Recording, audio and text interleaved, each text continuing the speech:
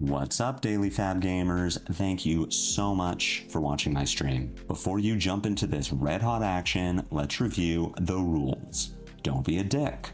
This should go without saying, but better safe than sorry. Chat with me. You know that I can talk at my computer for hours, but it's more fun when my computer talks back. And let's have a good time. I don't mind getting sweaty, but we can have fun while we do it. Use the chat command deck for a link to the list I'm playing here. It's also in the video description. Some of these decks are sick, and you might want to play them in real life. In that case, let me refer you to Hemel from the Bazaar. It's never been more affordable to play in the flesh and blood. Players have been buying the cards they need from Hemel for years. I started buying from him in 2023 and have never found a better deal. The Bazaar's prices are the lowest for singles, full sets, and class sets, including new releases. Super Slam singles and more are available now and ship both domestically and internationally. Use the command Hemel for contact info, then reach out to see what he can do for you. Now settle in and get cozy because the stream begins now.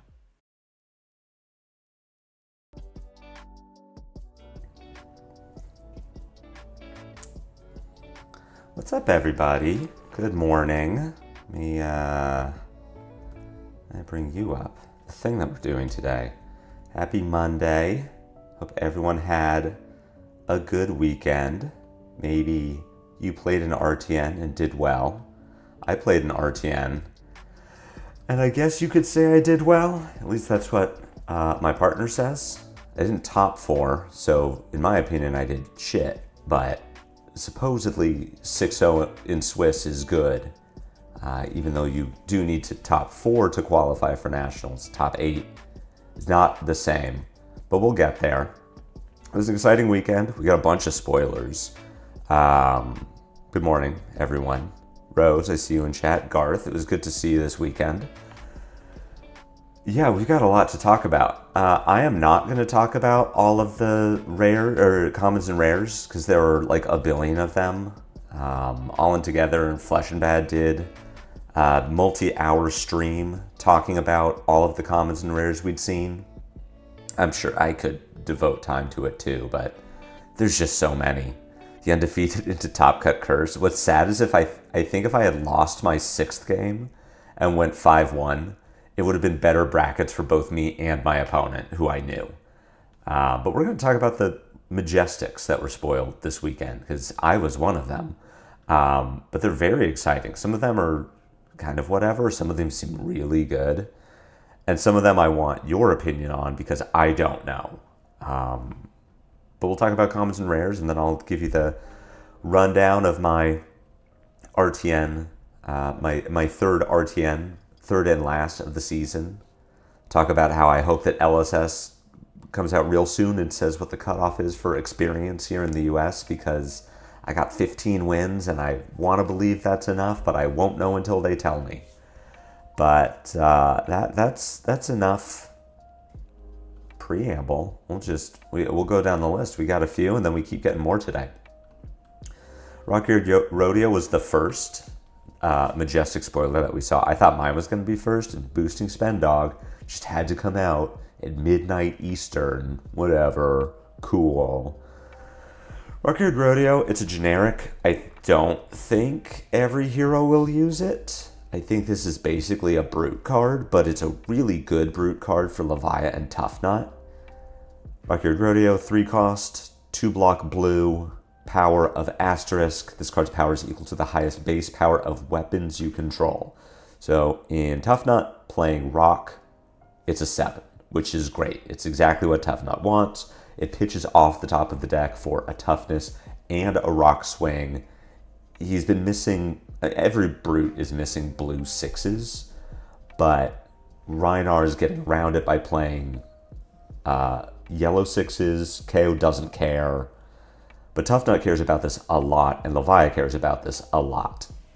It won't work in Mandible Claw Levia, which is fine because KO is on his way out anyway.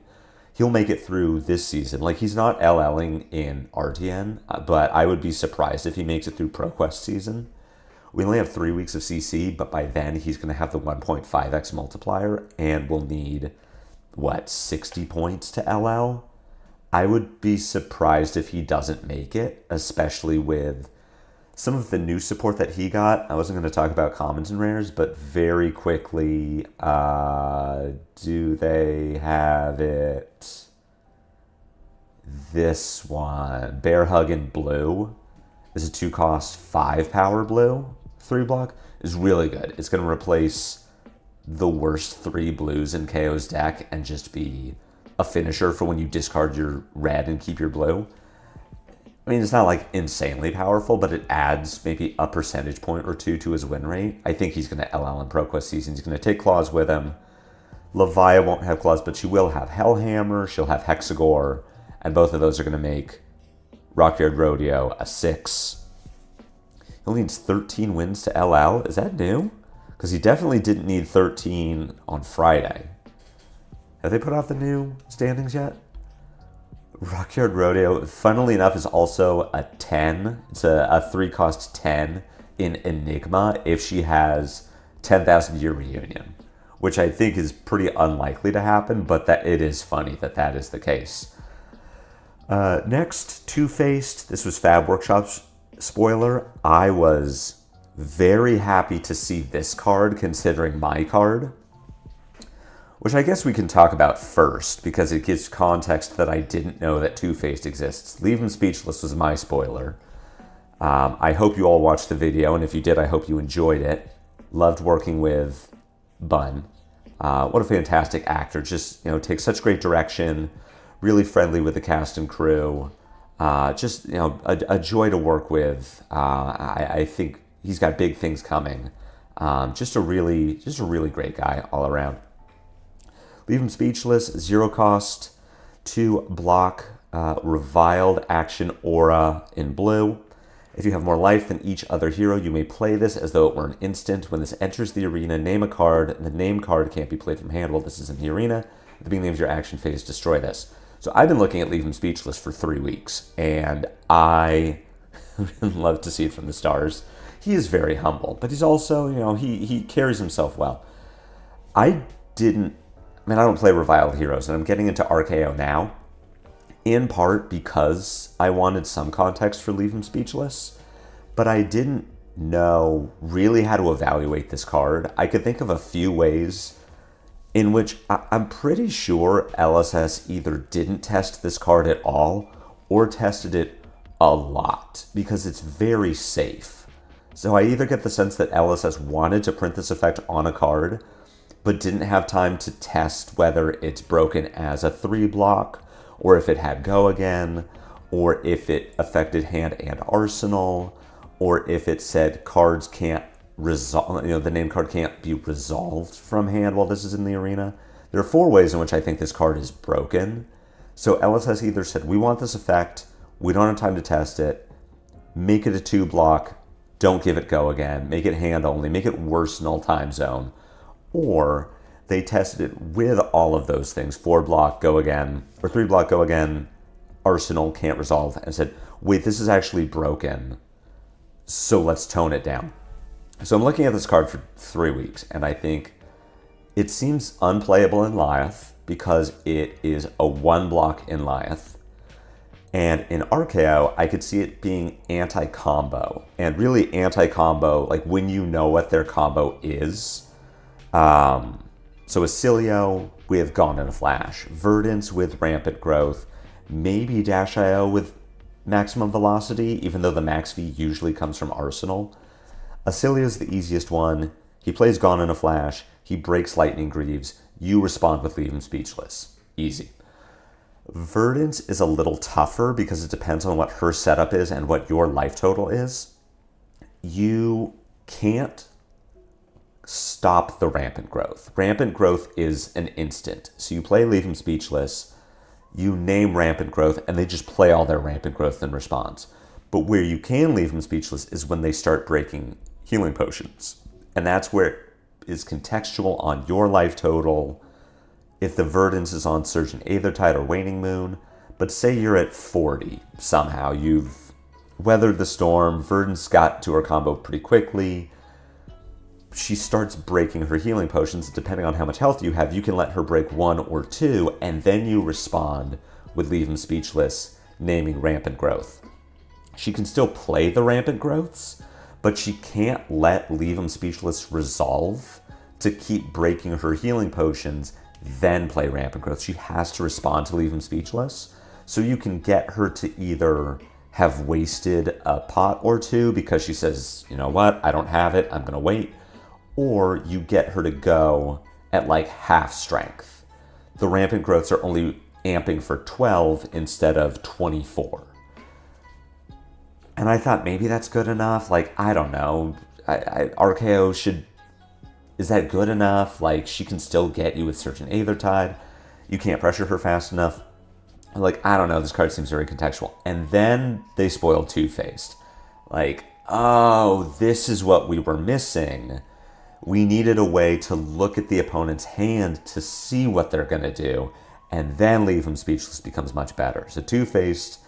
Reviled Equipment, both of them can play it. When this defends, the attacking hero draws a card, then look at their hand and choose a card, they discard the chosen card. 1 block, Blade Break. I don't think RKO plays this. It's very good in conjunction with Leave Him Speechless, but with RKO, you just have Scowling Fleshbag. And when you aren't comboing with Leave Him Speechless, making your opponent's hand worse, but letting them keep the same number of cards is just worse than taking a card. And they don't even get to choose the card. So I think RKO is always playing Scowling Fleshbag, which means that Leave Him Speechless is still just specific anti-combo for specific combo decks. With Lyeth, I think Two-Face becomes a lot better. Because Lyeth has Skull Cap, which gives you 2 more block, but no disruption. It's just health, which will be good against aggro decks that don't care about the cards in their hand. So I'm thinking Syndra, I'm thinking Arachne Slip Through the Cracks, where all of Syndra's cards are the same. They're all Head Jab or Blaze Headlong. So making Syndra discard a Blaze Headlong to keep a, not brand with Cinder Claw, but a Head Jab effect isn't good. You'd rather just get 2 more health out of Skull Cap. But against every other deck, you care about affecting what's in their hand. So I've been playing so much KO recently. KO is so dependent on having the right mix of blues and reds. KO's ideal hand is Pitch Blue, Wild Ride, Pitch Blue, Mandible Claw, Swing Big. And if you get to look at KO's hand and say, you know, block the Wild Ride, look at the hand, you see blue, blue, swing big. You say, actually, sorry, blue, blue, swing big. They draw a card. It's another swing big. You say, actually, let me set this up. Pitch Blue, Wild Ride. You block with Two-Faced. Their hand is blue, swing big. They draw a card. It's another blue. You say, actually, you don't have a swing big anymore. Now you have 2 blues. Or they draw a card, it's a second swing big. You say, actually, you don't have the blue anymore. Now you have 2 swing bigs. You've taken anywhere from 4 to 7 damage off the table, plus the 1 from Two-Faced itself. And when you have Leave Him Speechless in hand, you say, actually, you're going to discard your blue. You're going to keep your 2 swing bigs. I'm also going to play Leave Him Speechless, naming Swing Big. So now they can't play the Swing Big anymore. And that's just on KO. You do it to a Dash IO, you get rid of their maximum velocity and let them keep an item in hand. You do it to an Acilio, you take the Gone in a Flash, you leave them with, I don't know, Sigil of Lightning, some bad card. I think Two-Faced and Lyeth is very good. And it makes me excited to play the hero, especially in conjunction with Leave Him Speechless. Tell me Uzuri is good now? We're still waiting on the Assassin Majestics, right? Aggro Blaze's spoiler, Sense Weakness. Card is nuts. I'm not even a Guardian player and I know this card is nuts. I talk frequently with All In Together. He immediately posts Terra Sunder number 3 is great. And compared to Terra Sunder number 1, you know, obviously better in most matchups. I think Buckle probably doesn't see any play at this point, but Sense Weakness against Gravy and Kasai is just crazy. Like, if they don't have a chum on the board, They could have any other number of allies. If you keep 5 cards and you get to put together like Sense Weakness into Thunderquake or Spinal Crush or Oaken Old, and you just wipe their board, this card is crazy. It means you don't need as much Go Again. It means you don't need to play as much Whack-A-Mole. You can just catch up from a position of being behind. I was already thinking that I wanted to play some mid-rangey decks in Compendium season. You know that I was playing RKO and Jarl on stream. I was thinking, ooh, maybe, Lyeth with Two-Faced and Leave Him Speechless. That's kind of cool. I might want to play Lyeth. We saw the new yellow for Lyeth, which was named, not Shadows. Oh, I'm not going to see it. It was spoiled in the commons and rares. The one that gives the other hero Lyeth's hero power. Like, I was already looking at Lyeth, and then aggro spoiled Sense Weakness. I'm like, holy shit. If I'm not playing a Guardian in Compendium season, I don't know what I'm doing. So, like, Jarl, Valda, Lyeth are all looking really appealing right now because Sense Weakness is just that good. Plus, the ally changes that we got last week so that you can clash with allies. Guardian's looking great. Shield Beater, I don't know. I mean, this card seems bad. It seems fine. It does a specific thing, and I've seen some brewing already. Like, are you playing this with Stalagmite in Jarl, and your Visit Anvilheims are just extending your Stalagmite health, or are you playing this with Seasoned Savior that we finally get to use, and you're just being able to block for 6 and then refresh your counters? Like, I don't know. Lyeth ripping a Sense Weakness and doing 27 Dominate, destroying every ally is hilarious. Lyeth with Sense Weakness is terrifying. I'm really interested in Lyeth for Compendium. I don't want to play the Fatigue Lyeth. Like, compared to Jarl or Valda, who I think... Jarl I would want to play a little slower if I was going to play a Jarl build. Valda is kind of priced into being an aggressive Guardian, but Lyeth has that, you can play Fatigue, you can play aggro. I want to play aggro Lyeth. He's terrifying. Shield Beater's not terrifying, but I think there are some interesting builds with this, and I'm excited to see people brew. I know people are disappointed that this wasn't the Betsy log, but it's good that Pen 15 does have the word beater in its name. By the book is like, if KO wasn't already so close to LL, I think an uptick in Pleiades would mean that he just doesn't. Like, this card is so devastating to KO. Compared to Leave Him Speechless, which is good because you have Two-Faced and it's anti-combo, but by the book is just, if you... 0 cost, 2 block, Revered Aura. If you have less life, which is an easier condition to meet, you can play it as an instant. Heroes can't draw cards during action phases. Like, your opponent plays Bloodrush Bellow, and you say, in response, lose the game. Your opponent plays Wild Ride, in response, lose the game. Like, it's so good. I saw this card, and like, KO's just unplayable. Like, you need to so drastically change what you're doing into Fatiguities. I think KO would still play Bloodrush in the 60. Or I guess in the 63 is how I'm boarding for Pleiades. But it's like when Florian had to care about Ripple Away before playing Germinate. And this is just even worse. Like, you cannot... Your win condition into Fatigue is 5-card Bloodrush Bellows. And by the book says you just can't. So you now have to rely on Cast Bones as your big finisher. Your big, like, over-the-top, you can't block this. But even then... If your opening line is like Cast Bones pass Bear Fangs and they buy the book you, your turn is worse. Like, it's so good for Fatiguities. I wonder if that's what LSS like wanted Pleiades to be. I know we were all sad that Pleiades couldn't really be this aggro aura deck, and that's why it's so impressive that Ellie top 4 to Battle Hardened with aggro Pleiades. But By the Book is such a good card in Fatigue, where you're taking damage anyway, you're lower on life. You can just park this in your arsenal and wait for KO to play Blood Rush or Wild Ride, or Syndra to go and actually get the Mask of Momentum trigger, or play Throw Dagger. It's so good. Thankfully, KO is already so close to LL, and Pleiades is not popular enough. I think he's going to be okay. Reckless Arithmetic is the most RKO card I've ever seen. I would be surprised if any other Brute is playing Reckless Arithmetic because it's so bad, but in RKO, it's great.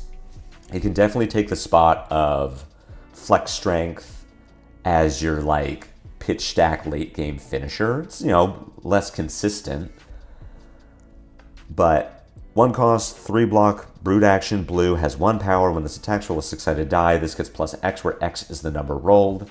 Potentially a 1 for 7, potentially a 1 for 1, but is great in RKO because with the hero power, it's always a 1 for 6 at minimum.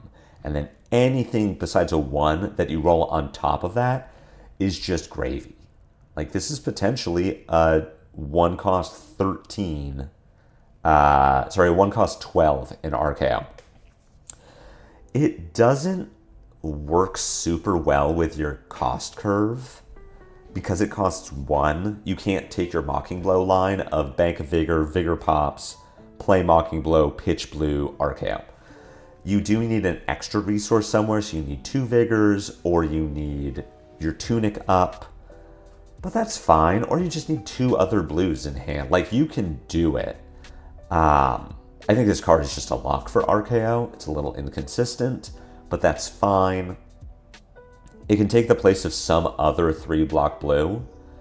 Like the list I was playing last week, this could replace Truce if I wanted to keep some of the other attacks. Like, it's a stone lock for RKO.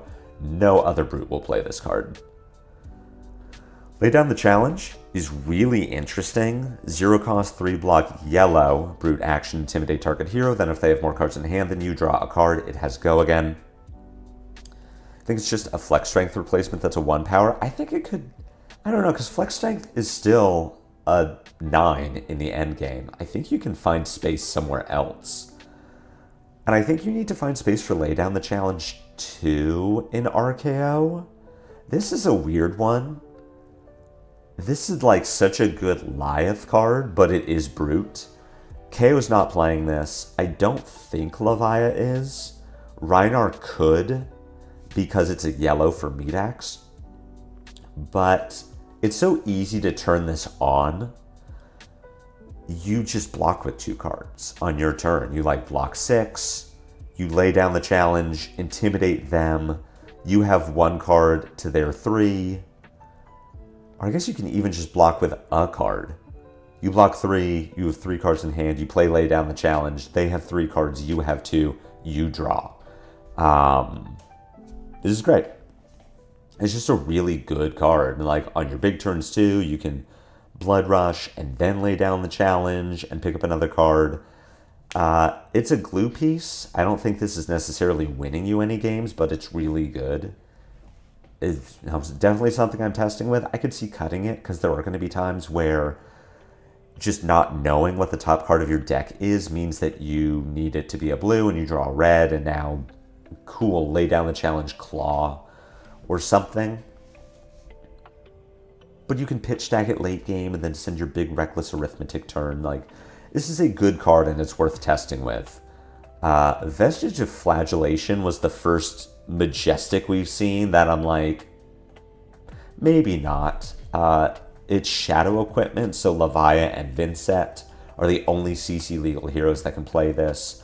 The first time an opponent would gain life each turn, instead you lose that much and create that many Vigor tokens. It's definitely good, but you either need a way to force your opponent to gain life, which is very hard for Shadow heroes to do.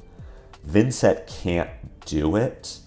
Deathly Delight is your only life gain, but it isn't your opponent gaining, it's you gaining.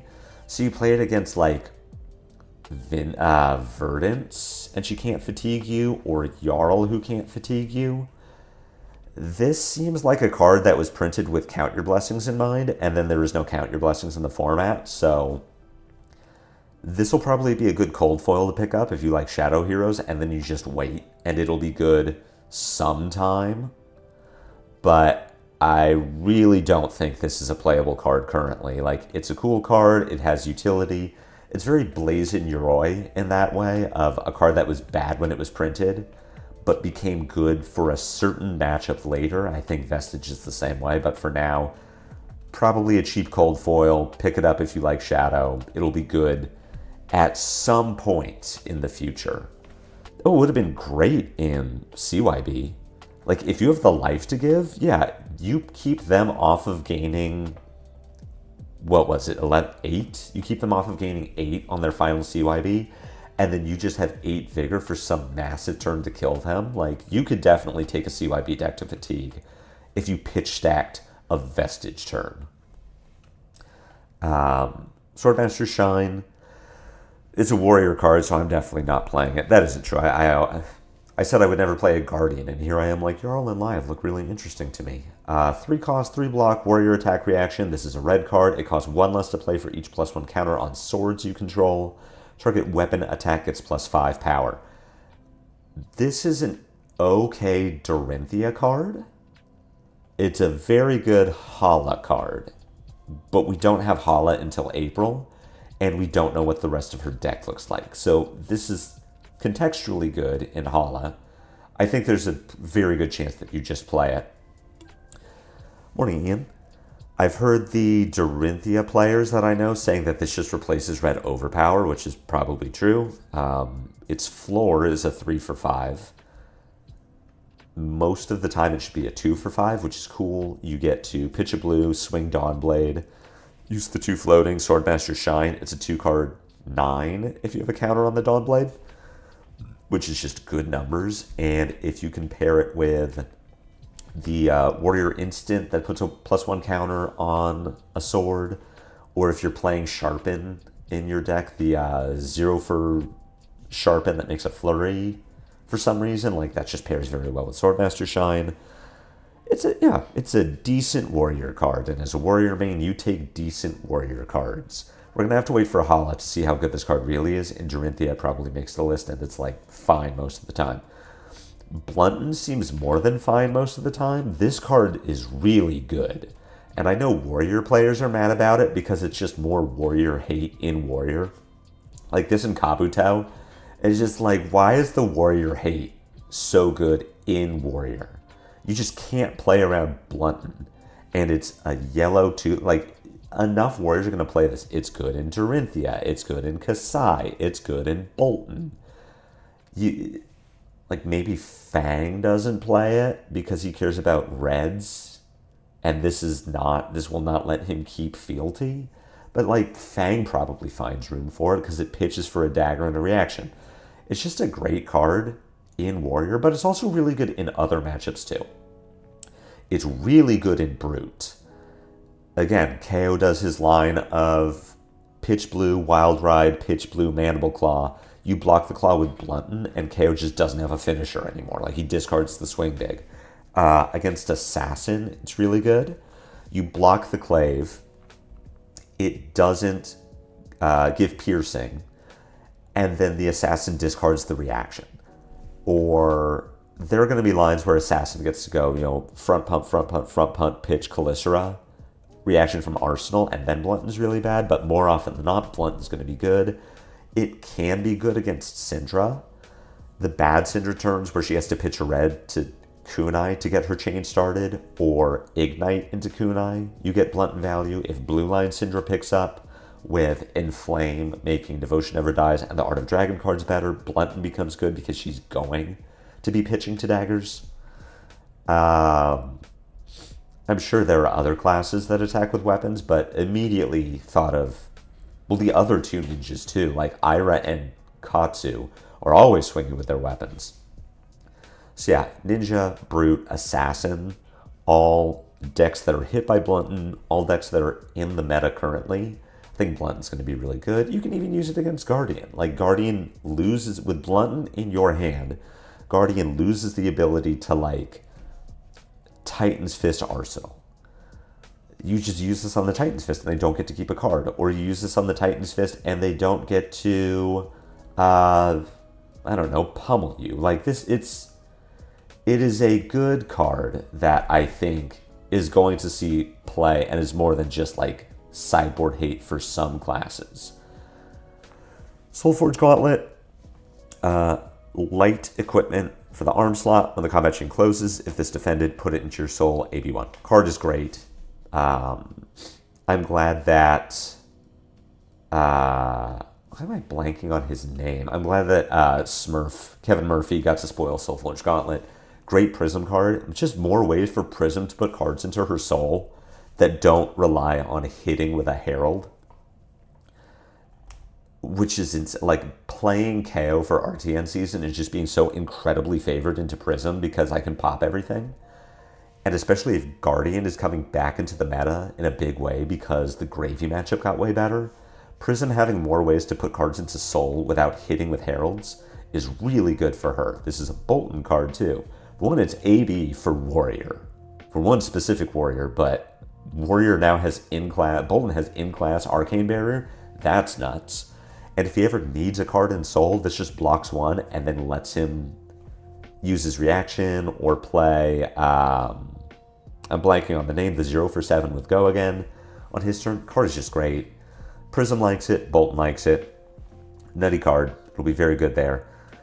Tome of Pandemonium is the first card that we've seen this season that has all of my play groups just torn on whether this card is good. Ellie Bird said in Discord, I guess I'm just playing Marionette until they LL because of Tome of Pandemonium. Other players that I play with say, wow, this card just sucks. Like, why would you do this?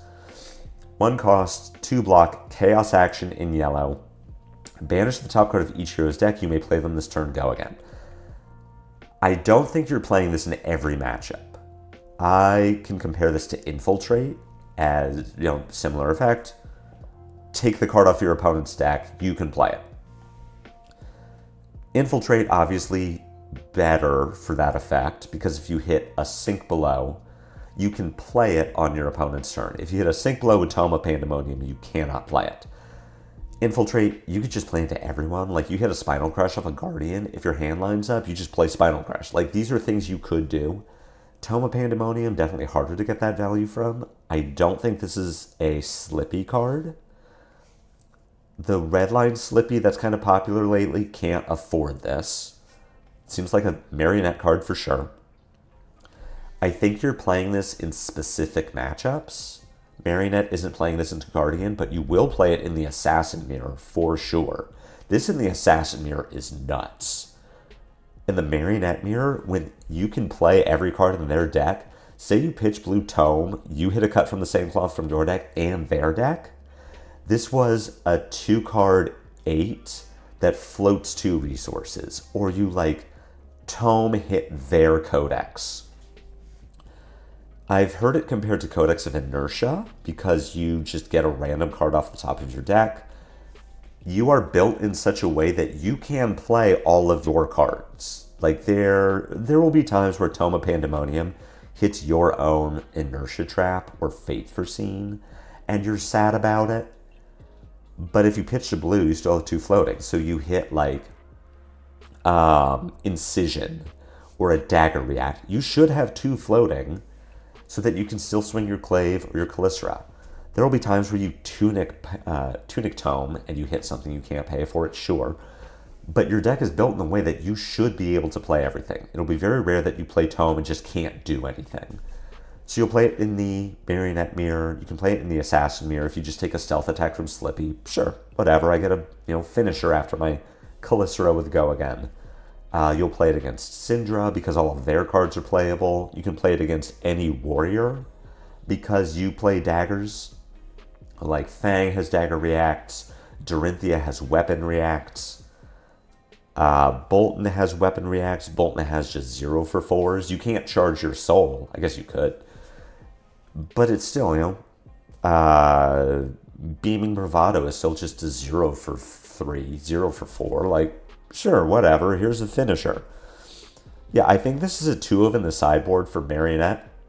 Like Ivy Gaming said, that you'll play in certain matchups and you won't play it in others. And the matchups where you do play it, it'll just do dumb things sometimes. Embalm, 0 cost, yellow shadow action, 3 block. You may play this from your banish zone. If you do, it gets go again. Put an attack action card with Blood Debt from your graveyard on the bottom of your deck. It has Blood Debt. I don't know Vincent super well. I also don't know Chain well enough to have said. I've heard this would have been nuts in Chain for Living Legend. I can't speak to that. I don't know the deck, but in Vincent in CC, this is sort of like pseudo. It's anti-fatigue. You're taking cards from your graveyard and putting them to the bottom of your deck, so it does replace itself in deck. I think what this does more than anything is be on-demand Vincent ping for your big turns. If you are playing against Guardian, something where you have to go wide, or you're playing against aggro and you haven't been able to clear your banish zone, Embalm is just going to let you Vincent ping on a Deathly Whale turn, and that's going to be enough most of the time. The attack action to the bottom of your deck is kind of whatever. More than anything, this is, at some point, I will be able to Vincent myself, and that's what Embalm is. And sure, that's cool. I think that's going to be enough most of the time. One of the games I won at my RTN this weekend was from a Vincent that couldn't clear the banish zone, and if Embalm was a card in Vincent's deck, they would have been able to. They would have been able to generate the rune chance. Elliebird's Spoiled Blessing of Bologna, 0 cost light action, 3 block, go again.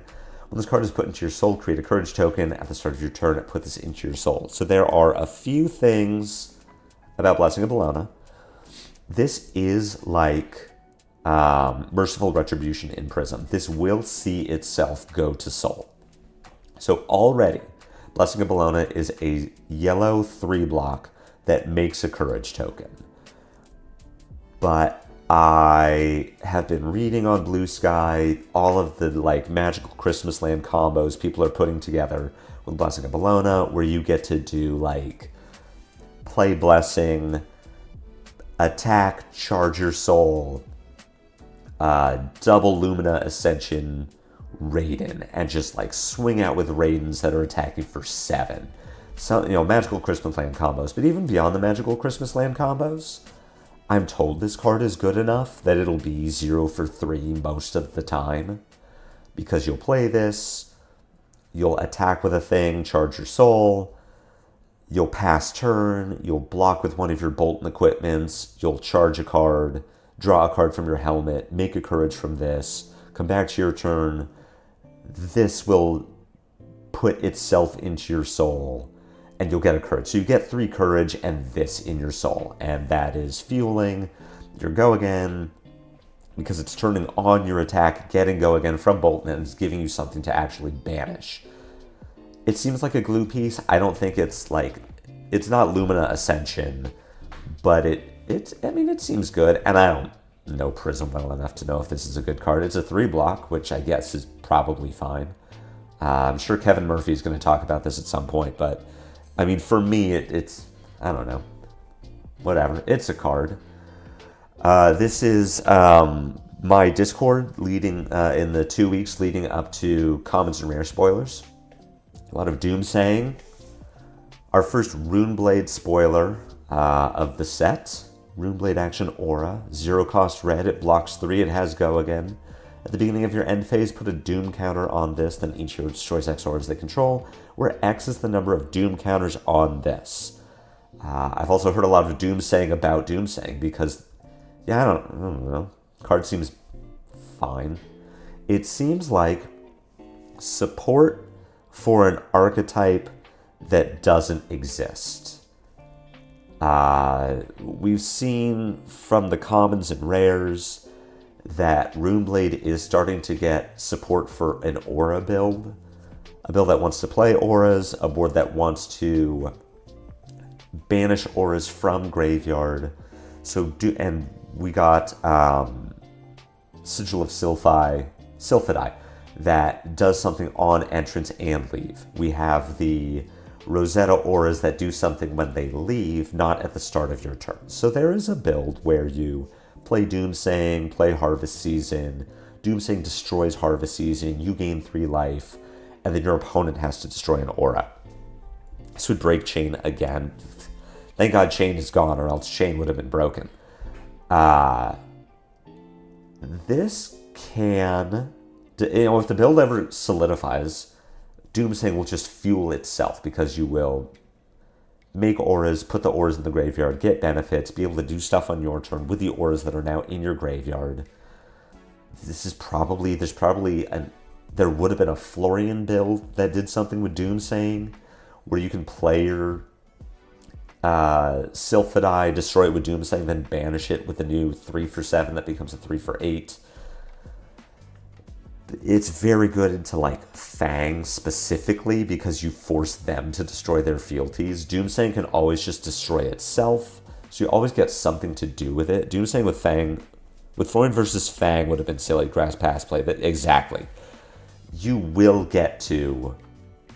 This would have been good tech for Florian against Fang, if Fang ever picked up. As it is, we have one CC legal Runeblade. Vincent is not playing Doomsaying, because you never want to destroy your own rune chance. I guess you play it in the mirror. You play Doomsaying, destroy it, and then you get one of Vincent's, the opposing Vincent's rune chance. I don't know, this seems like a card that will be good later, or maybe not. They've printed Majestics that you think this is going to be good later, and then it still isn't. So, spend your 75 cents to get a playset of foil Doomsaying, so that in 2 years, when we get Compendium 2 that prints some busted thing with Aura Destruction, Doom counters, or whatever, this is your, stonks.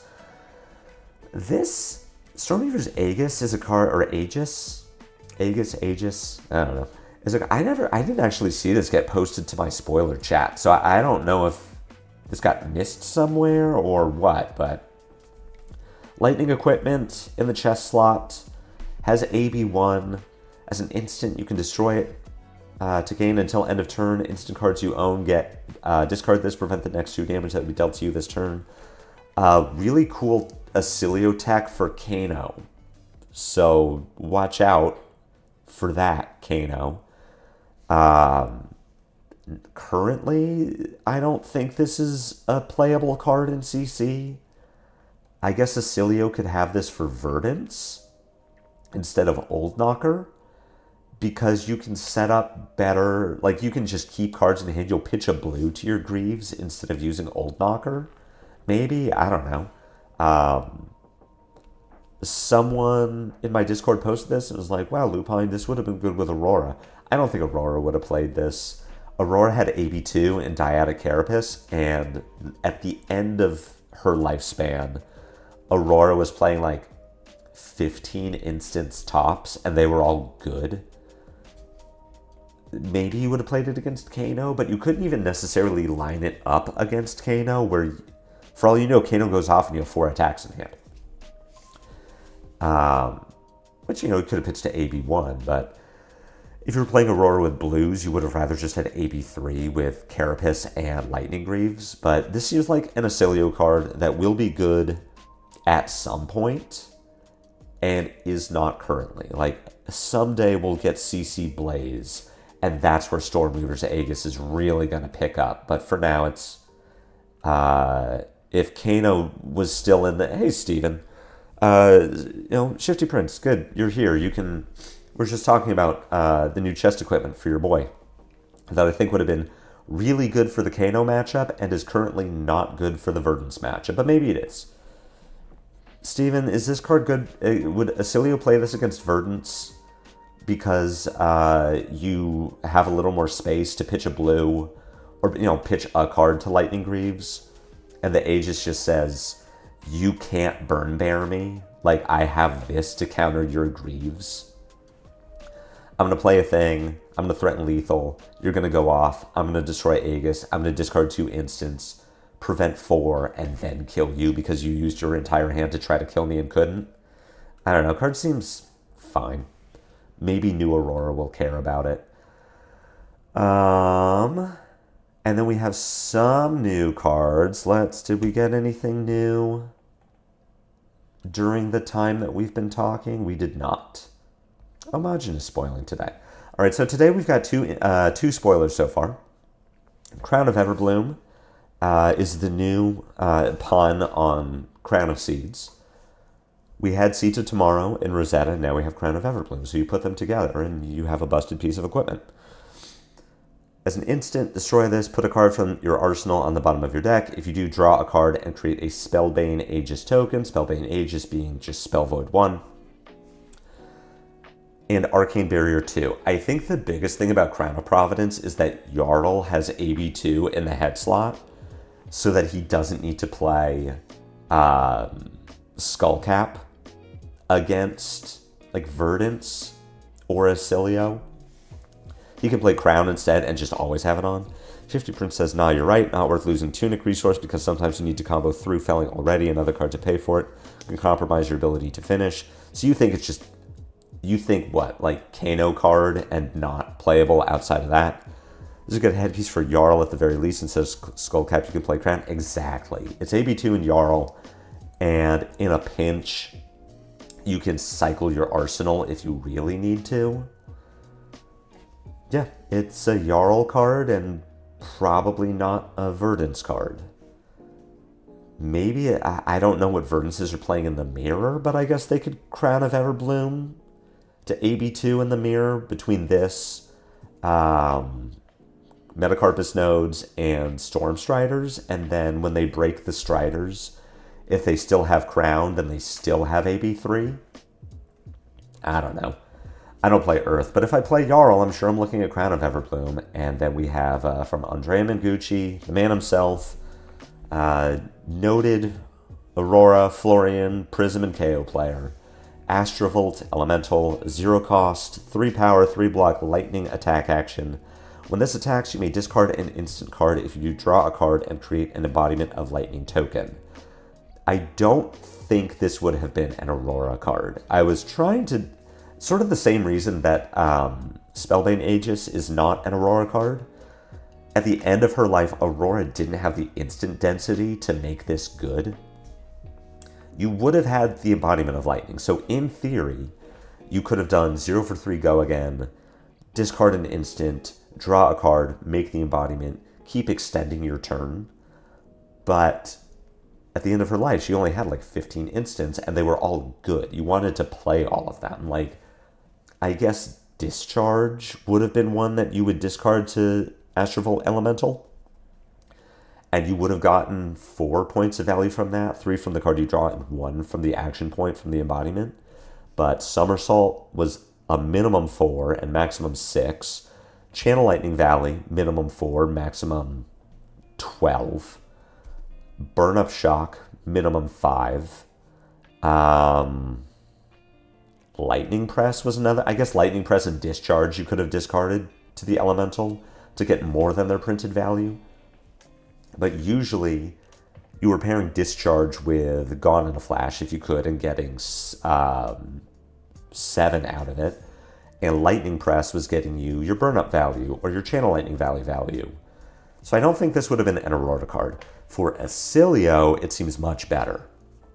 I don't know Acilio list well enough to know what this replaces, but it is kind of just a gap filler. Like, this is glue for Acilio. It is a finisher when you would rather have an embodiment than a sigil in hand. And it is an extender when you already have your embodiment to start. So you can do a bunch of Acilio shit if you don't have an embodiment and you want one and you're holding like Sigil of Conductivity in a KO or Syndra matchup. You just discard it to Elemental, draw a new card for your arsenal, make the embodiment pass. Or if you already have an embodiment and you're starting your turn, you Astrovolt Elemental, discard Somersault, draw a new thing, make a new embodiment, play your Blast to Oblivion or whatever. Like, it will do a lot in Acilio. It's not a finisher. It's not your like game-ending piece of tech, but it holds the deck together, which is cool. Acilio definitely needed the help, you know, like struggling deck, not very good currently, hasn't gotten a lot of support. You were delayed as heck. Yeah. I mean, it happens to me too sometimes. Acilio is going to be a fucking menace for ProQuest season. If Acilio doesn't get bans on the March BNR, between this and the 2-cost Burn Bear, Acilio, like, if you're looking for an aggro deck to play in Compendium, you should be playing Acilio. He's getting so much support. It's the Rosetta effect. Like, we got this with Verdance in High Seas. I guess in High Seas, when she got Light Up the Leaves. Yeah, Light Up the Leaves was Super Slam. This is the Super Slam effect for Verdance, where she's just getting, like, she got more support. She was already good, and then she just became broken. This is Acilio. Between Astral Elemental and Glyph Power or something, the 2-cost Burn Bear. It's just like, what are we doing? Play Acilio. I need to play Acilio. Everyone should play Acilio. He's broken. I think, we'll refresh one more time, but I think we're caught up on spoilers. Yeah. Acilio is going to be a problem. I'm really hoping he gets some bans. It's only 8:51. I don't want to talk about my RTN yet. This is the ProQuest format. There are no bans. Acilio is target number 1. And the thing about Acilio being best deck is that he can always just beat his bad matchups. You can always just, oops, here's 40 damage on turn 2 because you drew the nuts. There are no bans till after Silver Age ProQuests. The first 2 weeks of ProQuest season in mid-February are Silver Age only. CC ProQuest starts in March, and we're getting a BNR in March, I think. So there's still time.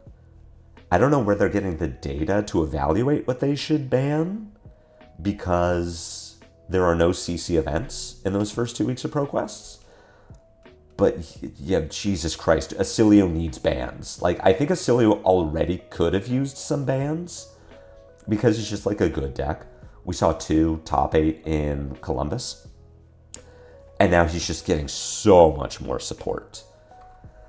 I don't want to talk about my RTN yet. So let's go to the revealed cards. I want to see if anything, any of the commons jumped out at me. Bear Hug and KO, just a great card. I talked about this, replaces your worst blue. For the turns where you want to Wild Ride Mandible Claw Swing Big, and instead of discarding your extra blue, you discard the Swing Big.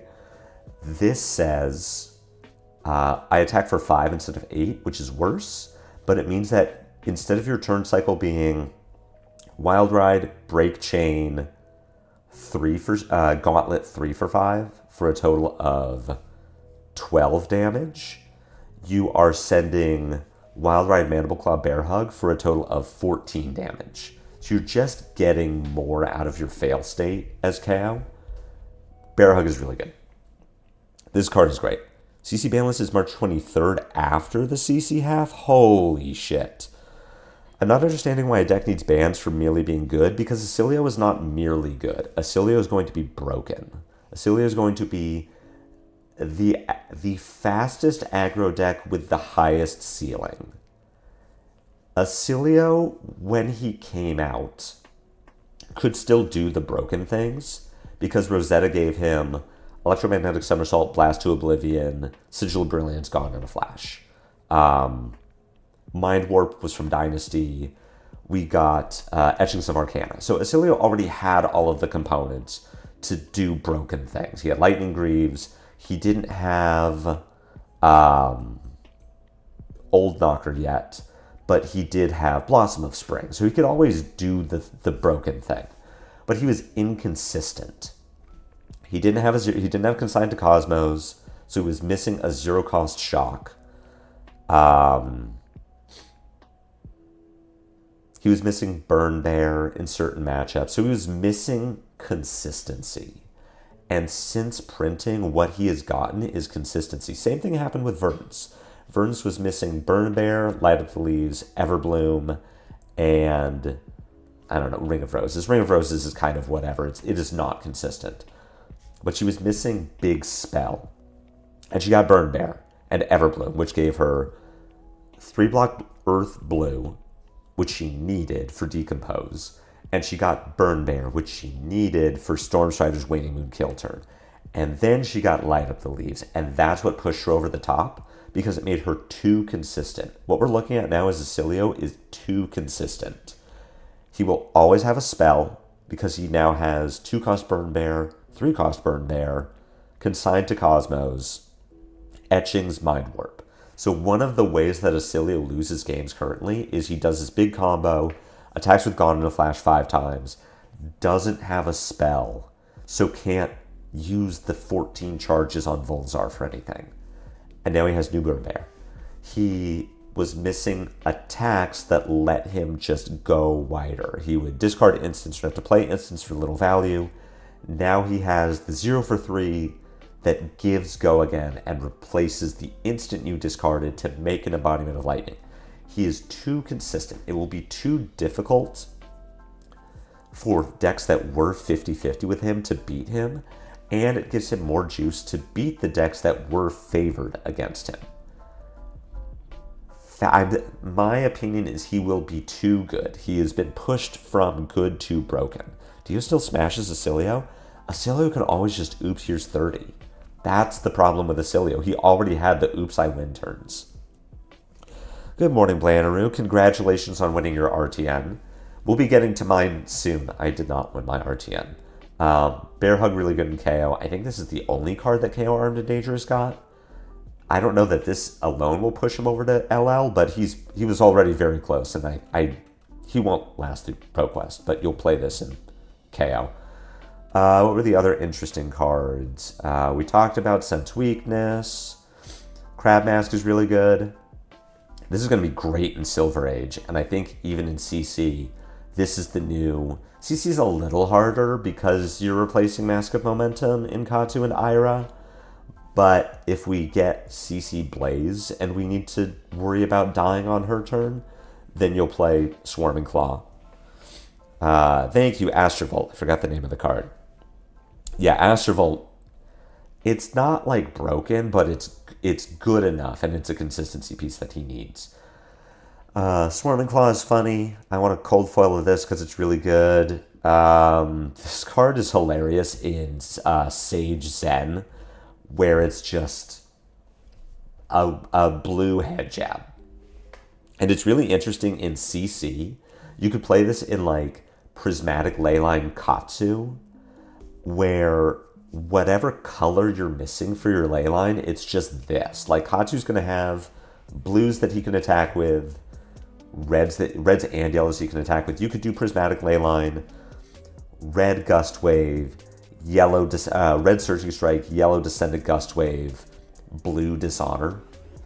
But if you're missing any of those colors to just deal more damage, Become the Cup is that color. This is going to be a role player for sure. Sage Zen lets you transcend off of a red. Prismatic Katsu and CC is going to let you just push whatever color you're missing. Card is nuts. We've already seen how good this effect is in Gravy, where Murderous Rabble is a 3-power blue with Go Again. This is now a 3-power blue with Go Again. Warrior cards don't matter. A bunch of mech shit that I don't care about. Blast Rig is kind of neat because it's Evo upgrade boost. If your Teklo deck is really humming, this is just 5 Go Again for 0. You can use the one that changed his name to play Chase the Tail again. Yeah. You could do Chase the Tail in Sage. You could do some big like Giga combo on Ira with double Life of the Party. You do first attack, do attack, break Pouncing Paws, break Mask of Many Faces, play the Crouching Tiger, name it Crazy Brew, play Become the Bottle, name it Crazy Brew, Life of the Party, destroy the first one, Life of the Party, destroy the second one. You could do like broken shit with that. It's kind of a wombo combo that I don't think you're going to have time for in Sage, but it's at least possible. Speed Demon, or not Speed Demon, Heart Wrencher. I thought this card was just a 0 to 50 reprint with thematic max on it. This is a wrench attack which I think is still bad because your only wrench support is clamp press, and you also have to play Max the Hype Nitro as your hero, which makes this card bad, but it is not just a 0 to 50 reprint. It's actually wrench attack. I'm interested to see what else LSS is thinking with attacks that are also weapons, because Kiss of Death is the best card in Marionette.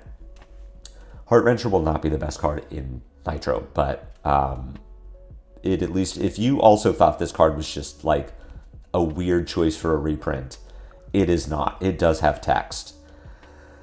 I like the new Ranger traps. I don't know how good these are, but I like this for a glue piece. Bye, Blanaroo. Thanks for stopping in. Again, congrats on winning your RTN. That's awesome. I was unable to do so. The student has become the master. I like Spellbane Trap, where it works either way. It's either a 0-cost arrow pump, or it does something on defense. That's really cool. I don't think this card is necessarily good. Fist Pump could have been all wrenches. Fist Pump is also a bad card. I think Fist Pump does work with it. It's just you have to banish hyperdrivers, which means you have to play hyperdrivers. I think Spellbane Trap is bad, but I like the effect. I like that this sort of effect exists. Runeblade got a bunch of broken shit for Silver Age. So Helm of Might and Magic is just a strict upgrade to Spellfray Tiara that I was already playing in Briar, and now you just play this. And this might even replace Blade Beckoner Helm if you're dying for equipment slots. It will always block 1 less than Blade Beckoner Helm, but it has Spell Void once. You could just say, okay, well I can play this against wizards, so I don't need Spellfray Tiara. This just flat replaces Spellfray. But if you really need the armor slot for something else, you just cut Blade Beckoner. And you're like, well, I block 1 instead of 2, but at least I block 1. Runebleed Robe is interesting. This would replace your Null Rune if you're playing Null Rune Robe in Runeblade. Like if Chain was still legal in Sage and you were playing Null Rune Robe, you would play Runebleed Robe instead. It's still AB1. It just lets you destroy a rune chant to Spell Void if you don't have the pitch to pay for Arcane Barrier, which is cool. Beckoning Haunt cracked in Chain because Chain could give this go again. Without Chain in the format, I don't think Briar's playing this. It's Guardwell 2, which is better than Blade Beckoner, but you're just playing Brace's Belief anyway. I think this card is for OTK or Stack Florian and Stack Viscerai. I don't know how good those decks are, but they have support here. You can pitch a blue, get back your Blessing of Occult or Arcane Cussing, and you can pitch 1 and get back your Malefic Incantation. And the Blackstone Greaves is support for Sigil of Suffering and Weeping Battleground if you're choosing to play this, but I think that's a little too cute. I would rather just play Don't Forget Vince. Who? Rose, is that a new hero? I'm not familiar with this Vince set. Blackstone Greaves, it's temper 2. I think you'd rather just play Blade Beckoner Boots and always have your 2 block instead of potential 3 block, but only if you have Sigil of Suffering, Weaving Battleground, and your opponent doesn't have the resource for AB1 or doesn't have Spell Void. What are the other interesting cards? This is the new Acilio card that's just like, sure. Oh, it's Blaze support. Sure, it is Blaze support. It's also just 2 cost 6 Arcane in Acilio. And if you ever don't have the Sigil for some reason, then you just, you play a bunch of Lightning cards, you pay 1 into Volzar, and then you Glyph Power Spell for 8 or whatever. This card is so good. Other cool wizard shit. Blaze cares about this. It's cool that there's Zap with a relevant effect. I don't know how good Future Sight is going to be, but I love the art. I love the boop. Yeah, this art is really good. There's not a lot of fab art that I would want to hang on my wall, but Future Sight is one of them. I love that we're getting a Shiana specialization in a format where Shiana isn't legal. and that doesn't have Living Legend. But in Blitz, there's also no Living Legend in Blitz. So unless there's a rule surprise somewhere that says that you can choose any Living Legend hero from any format, this card is actually just unplayable. But the art is really good. I would hang this art on my wall too. Cool Illusionist equipment. This one in particular seems really good. It's just a 4 value headpiece. Word 1 plus the average value of a card is 3. The other ones seem okay. Shimmering Mirage is cracked. It's quick dodge flexors, but on a card. There is always tech to get around Shimmering Mirage, and it's the secret tech that not a lot of people know about called breaking the combat chain. But you play this against a Fi who's on, like, I don't know how big the Fi's hand would need to be, but because Fi needs to stack Draconic Chain Links, you just play Shimmering Mirage, and it's very hard for Fi to break the chain.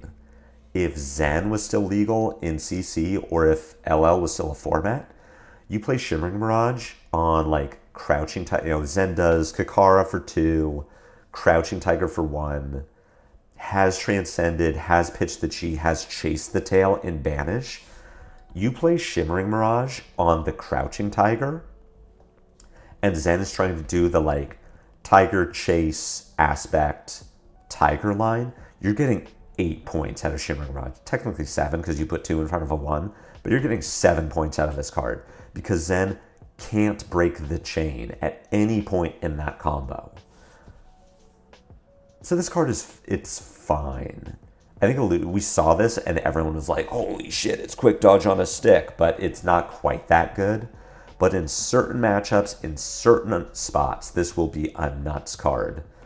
Power of Make-Believe is going to get your opponent exactly 1 time at pre-release when you pitch a blue and send 7, and they put a popper in front of it, and then you say, cool, thanks for the extra power, take 5.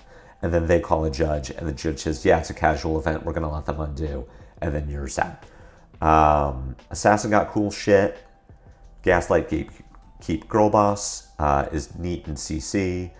All of the Graven equipment are really cool in Silver Age. It gets Huntsman, also not on a stick. I'm not using terminology correctly. Quick dodge on a card. All of the Graven equipment is cool because it gives base Arachne something to do with the silver in Silver Age. Miss Hunter is just like, get fucked in the new mirror. This card is hilarious. This card is such an incredible blowout if you can hit with it late in the game and banish like 7 cards from your opponent's deck and make it so they can never activate their hero power again. Like, you do this to an Enigma or a New and you hit with it, they just like pick up their cards and leave. The game is over. Excessive blood loss. What do you want from me, Second Cycle? Huh? What do you want me to say? It's quick dodge. It's quick dodge numbers 2 through 4. All right? I get it. We all get it. Someone at LSS has PTSD from Mist. I have PTSD from Mist. Excessive blood loss is really cool. I don't think it's good in yellow or blue. I mean, maybe you play the blue just because it's a 3 block, but the effect is really interesting. Whenever you complete, banish opponent's red cards, whatever. When it hits a hero, banish the top card. If it's red, repeat this process. So Huntsman fatiguing Syndra just says, every time this hits, I make 2 silver and you lose 2 cards. That's crazy. That's so good. This letting you basically block 2 against Syndra, excessive blood loss, hit, block 1 against Syndra. This just gets you 6 value, or it gets you your mask, or it gets you what, like, it's such a good card for Huntsman. I think Huntsman just plays it in every matchup, but especially against the red line deck, Syndra, Fang, KO kind of. It's so strong. It's so good. A bunch of Necromancer shit they didn't need. Can you mantle this? You cannot take up the mantle because it doesn't have stealth. It's more of the same, and you can't play mantle on it because it doesn't have stealth, and you can't mantle something into this because it doesn't have stealth. Is that how take up the mantle works? up the mantle. I have forgotten how Take Up works. Target attack action card with stealth. You may banish an attack action card with stealth. So no, you cannot you cannot take up into or from excessive blood loss. Necro AB boots are noteworthy. Which one were those? AB1 boots, instant, 2 cost, destroy this, untap target ally you control, destroy it at the beginning of the end phase. That is kind of neat. So you do that with, like, you could set up the Giga Stack with double Humper if you've got like this and E-Pot, I guess, or like pitch 2 blues to 2 gold, draw 2 cards, have the 2 floating resources and 4 blues in hand, break, action point amulet, Humperdink, Scuttletoes Humperdink. That'd be kind of cool. I don't know if you can afford to play Scuttletoes into like Jarl, but that is neat. Thank you for pointing that out. That is neat. You're also, because you were playing Nullrune Boots, or you could play Nullrune Boots in Gravy. That if you were playing AB in your boot slot, it was Nullrune, and now you have Scuttletoes instead. Yeah, that is kind of neat. I like that. Beneath the Surface is interesting because it's Watery Grave on a defense reaction. We haven't seen that before. The hard part here is going to be playing a blue or getting a blue into your graveyard on your opponent's turn, which is not something Gravy is typically doing. But maybe we'll see that later. Marlin got a new Harpoon, which, like, Marlin chat went fucking nuts for this. 2 cost Harpoon, affects the arsenal, is a yellow. Like, everything Marlin wanted from a new Harpoon is what this is. They were all 2 costs, but being a yellow for gold to tip, being arsenal destruction to actually, like, guaranteed affect what your opponent is doing. That's like King Kraken against Syndra didn't matter. King Shark against Florian might not have mattered. Shallow Water Shark Harpoon against a hero with an arsenal is always going to matter. So that's cool for Marlin. And I think we're missing an M from her. Yeah, because we haven't seen Carolina's spoiler yet. Some other dumb shit. New Herald and Prism seems kind of interesting. She gets a hand trap for, like, KO. Is kind of gross. I mean, it's a 2 for 7 yellow. Didn't have that previously. It was either 1 for 7 on a red with Wartune Herald, or 2 for 6 at yellow on all of her other heralds. So this being a 2 for 7 at yellow is nuts because she can just pitch it to swing with a 2-cost herald and have go again, or attack with a 2-cost 7. But mostly it's the hand trap, which is sick. You swing with Herald of Triumph. They block with Swing Big because they think they got you. Like, you can't even get them with Halo. And then you get them with Halo and Herald of Victoria. What a blowout. Or you just, send your Erudition and they block with a CNC and you Victoria it and your crown is gone. They thought that you could get you and they can't. So, great card. Roaring Beam. I don't know how good this card is. I don't play Bolton. But it's got Bolton on it and he isn't wearing a helmet. And I'm told that the best Bolton cards are the ones where he's on it and not wearing a helmet. What is this one? If you dealt damage, banish a card from your soul. This seems like a bad card.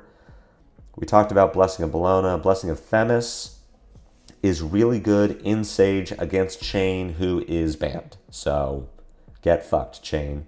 Duty Bound Blitz is a 0 for 5 go again, which seems like it has a very meetable condition.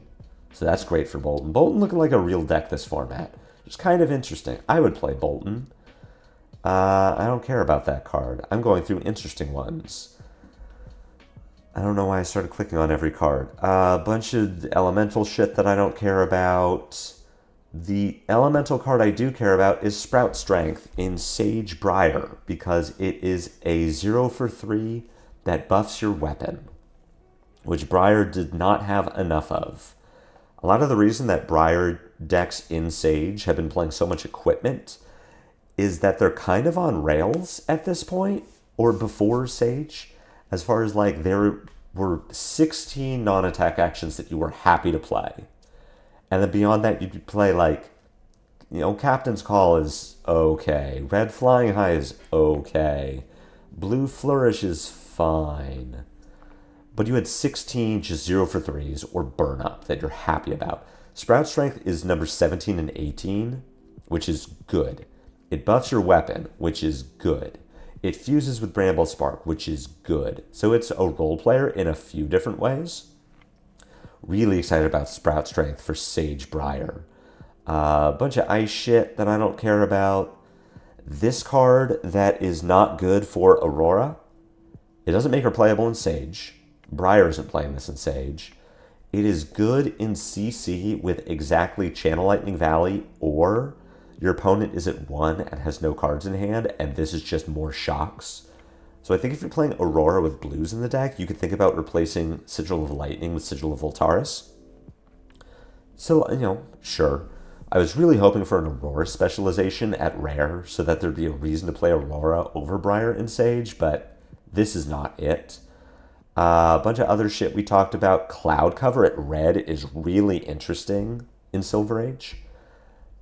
I think Briar is playing this over Arcane Polarity. You can be more proactive against Wizard because you don't need to take the damage before you gain the life. You don't need to worry about your own Reaping Blade getting in the way of your life gain. And it stops surge effects from Kano, which is really important because Sage Kano is trying to put together play the 2-cost Amp 3 Crucible, open the floodgates, and deal 6 and draw 2 cards and keep going. And he takes that line and you say Cloud Cover. I'll take 3, your turn is over. And that's really good. Bunch of other shit. We talked about I think I talked about Inflame the Firebrand. I'm not sure if this card is good. I'm going to test it in Sage Fi. But I think Sage Fi cares less about the Draconic chain links. And getting to 4 or more means you need to have a 3-card hand, which you're not always going to be able to keep, but it blocks 3. Blue Line Syndra in CC cares about this card a lot, which is nice. Smoldering Scales is just block 2, kind of get around Icelander, so this might see play in Sage. Fire That Burns Within is just a really good card in CC and Sage. Maybe CC Fi has some legs in Compendium. Then a bunch of Mystic shit. Bunch of Chaos cards. This card seems really good in Redline Slippy. Attack, reaction, flick your dagger, make a resource with Blood Splattered Vest, concoct disorder, get an arsenal. It's snatch, but you don't need to hit. I think this card is bad if it is symmetrical. You care less about the go again than you do about your opponent not getting to draw a card for their arsenal.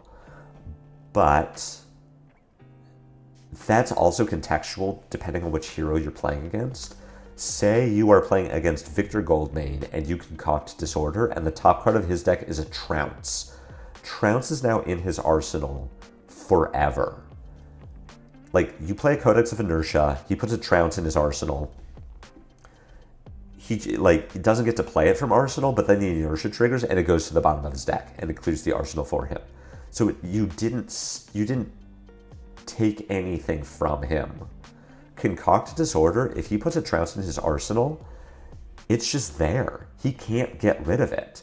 And if you, as the assassin with the arsenal destruction, notice that he hasn't played his arsenal for like 4 turns, 3 or 4 turns, and has had the opportunity and the resources and the action points to do it, your Leave No Witnesses and Command and Conquers block 3.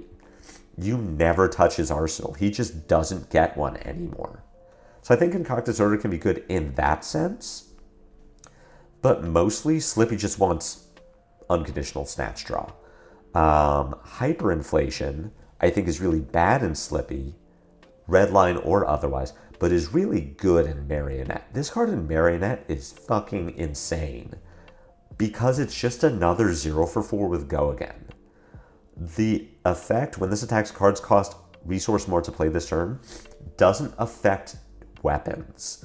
So say as Marionette, you do Safer Bloodshed, Safer Bloodshed, Safer Bloodshed, Hyperinflation, 4 Go Again. Your opponent's Sink Blows and Fate Foreseens all cost 1 more, and then you either are Orb Weaver or you have Tunic up, Tunic Calicera. It's just, you just sent a 4-card 16. Based on cards in your hand, I mean, with the triple saver, you're going to draw 3 cards too, but that's it could be up 6 and run, it could be cut from the same cloth. This is just another 0 for 4 in Marionette. It also comes in blue. So to Scorched Rose's point, Ataya on a stick. This is Ataya on an actual stick. Yes, it's an attack. But the same thing you could do with red hyperinflation of just, here are all my front pumps, your D-Reacts cost more. You just do it on a blue. Like this, it's a 3-block Ataya. This replaces the worst blue in Marionette, which is, what, Knight's Embrace or blue Stains of the Red back? Marionette's going to be a problem. And if Toma Pandemonium is as good as I think it is, Marionette and Acilio are going to run the format. They are going to be the best decks in CC by a long shot. What else did we see? A bunch of other shit. I don't care about Revered Heroes. I do care about Reviled Heroes. This is the Lyeth card that just makes him much better as an aggro deck. It's another 0 for 2, a 0 for 3 that is actually a 0 for 2, that is actually a 0 for 3, with an effect that matters a lot. You play this against like a Syndra. Say Syndra's turn is Head Jab, Blaze Headlong. This is getting 4 defensive value. It turns the Head Jabs from 3s into 2s, and the Blaze Headlong from 4s into 2s. So instead of sending 10, they're sending 6. You do this against a KO. Say the KO has their cool line of Wild Ride, Mandible Claw, Swing Big. Instead of sending 6-3-8, they're sending 3-2-4. You have taken 8 less damage because you hit them with Walk in My Shoes. This card is really, really good in Lyeth. Lyeth, I think, was the big winner of the Reviled Heroes. Like, KO got Chain of Brutality that I think is fine, but just says, like, hey, block this. If this had base Go Again with an on-hit, it would be one of the best cards in the deck. As it is, this says, hey, block 6. Maybe you play Snapdragon Scalers, so they block 6 on this. You cheat the action point, and then you play the actual thing that they need to deal with. But Chain of Brutality, I saw a lot of hype for this card. I don't agree. Walk in My Shoes is great. Two-Face is great. Snarky Prick is kind of interesting against certain heroes. I don't know if RKO is playing this in every matchup, but you bring this against a Syndra, you're just getting a 1-card 5 that mills a card, so that's kind of cool. Insult to Injury, I think, is only good in blue, but as a blue, this is a good late-game card in RKO. When you're getting into the dregs and you need to just, like, kill them. This says it's 1 Go Again. It's got the Bonds of Agony effect where you say it's 1 Go Again. What do you want to do? Do you want to put 6 in front of the Insult to Injury? Cool. No reactions. Move to the next chain link. Or if they don't block it, you KO it and hit them for 6 and then get to play out the rest of your turn. Maybe you Mandible Claw, maybe you Swing Big, maybe you Flex Strength, whatever. This card is really good. Just a solid 3-block blue in RKO. It also turns on your Looking for a Scraps, which is something he desperately needed help with. Bad Breath is a... People are saying you play Bad Breath in Lyeth. I'm not 100% sure on that. It's not an attack. And I think where aggro Lyeth is really going to struggle is where he already struggles. You get all of your shit pops all at the same time, and you're like, hammer. Maybe it's good. I would need to test with it. I don't know if it's good in red. I don't know if it's good in blue. The last card I want to talk about is, I think, one that is flying under the radar, or maybe I just haven't seen enough hype about it. Unflinching Foothold in Silver Age is a card that everyone should play. This should go in everyone's 55. Because this says, hey Azalea, get fucked. Hey Bravo, get fucked. This is a generic answer to dominate decks. I saw this card and thought, what the fuck were they thinking? It's generic. Everyone can play it. It's 1 block, always gets value. It's battle worn, doesn't immediately break. It has no activation cost. It's instant speed. You pair into Azalea. She wins the die roll. She goes first. She breaks her head to opt 2. She breaks her gloves for the free load. She Azaleas. She plays out her 4 pumps. She swings for 16 dominate with multiple on hits. You say, yeah, break unflinching foothold, I'll block 10. Yeah, you take 6. You maybe get hit with some effects, but you're not just dead. And now all of her equipment's gone. That was her big turn. That was the thing she does. And now you get to crack back. She's probably not going to kill you through equipment on her next turn. If you're playing this and you're Briar and you say, cool, block 10, go to 14, draw up. Here's a 4-card 16. She's not going to kill you. She's going to hit you for 10. And then you're going to say, okay, cool, no blocks. Here's a 4-card 16. And she dies. You do this against a Bravo, he does this big thing. You unflinching foothold, block for 8 to stop the crush effect, and then send back your 2-card 8 or whatever. It's so good. And for everything that you were having to do to cheat around dominate, play Ironhide equipment, play reinforce the line, it's just all wrapped up into unflinching foothold. You just don't need to worry about dominate one time. And in Silver Age, a 20-life format, where the big, scary dominate boogeyman has no armor and half of her deck is 2 blocks, this just says, GG. The game is over. So everyone needs to be playing Unflinching Foothold. I will be playing Unflinching Foothold. Oh, I guess Drag Down is a defense reaction for Lyeth too. Yeah, really interesting spoilers. I'm really impressed with Compendium. Between the chain ban and all of the new cards we've been seeing, I was not exactly shy about being a doubter on Compendium, thinking it was just going to make the good decks better.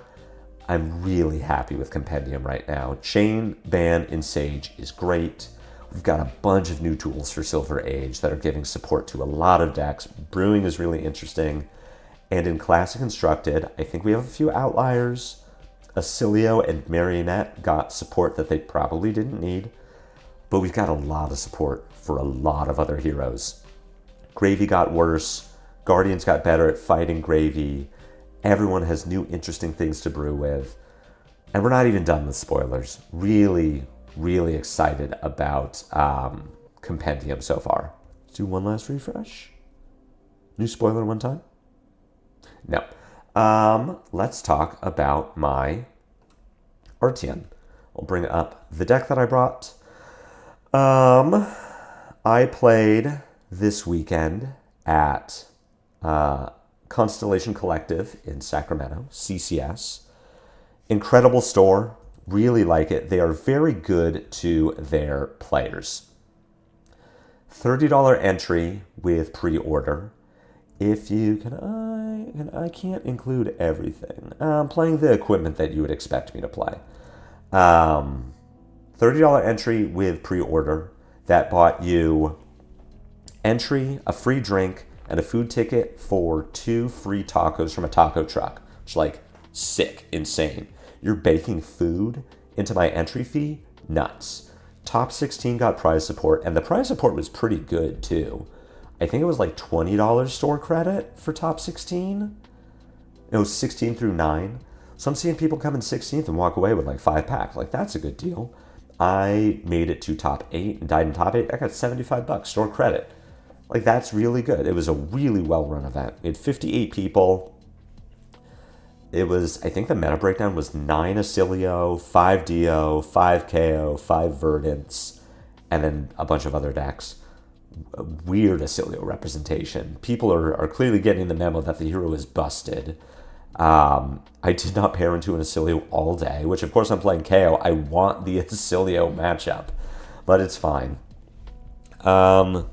Give me 1 minute, I'll get my codex journal.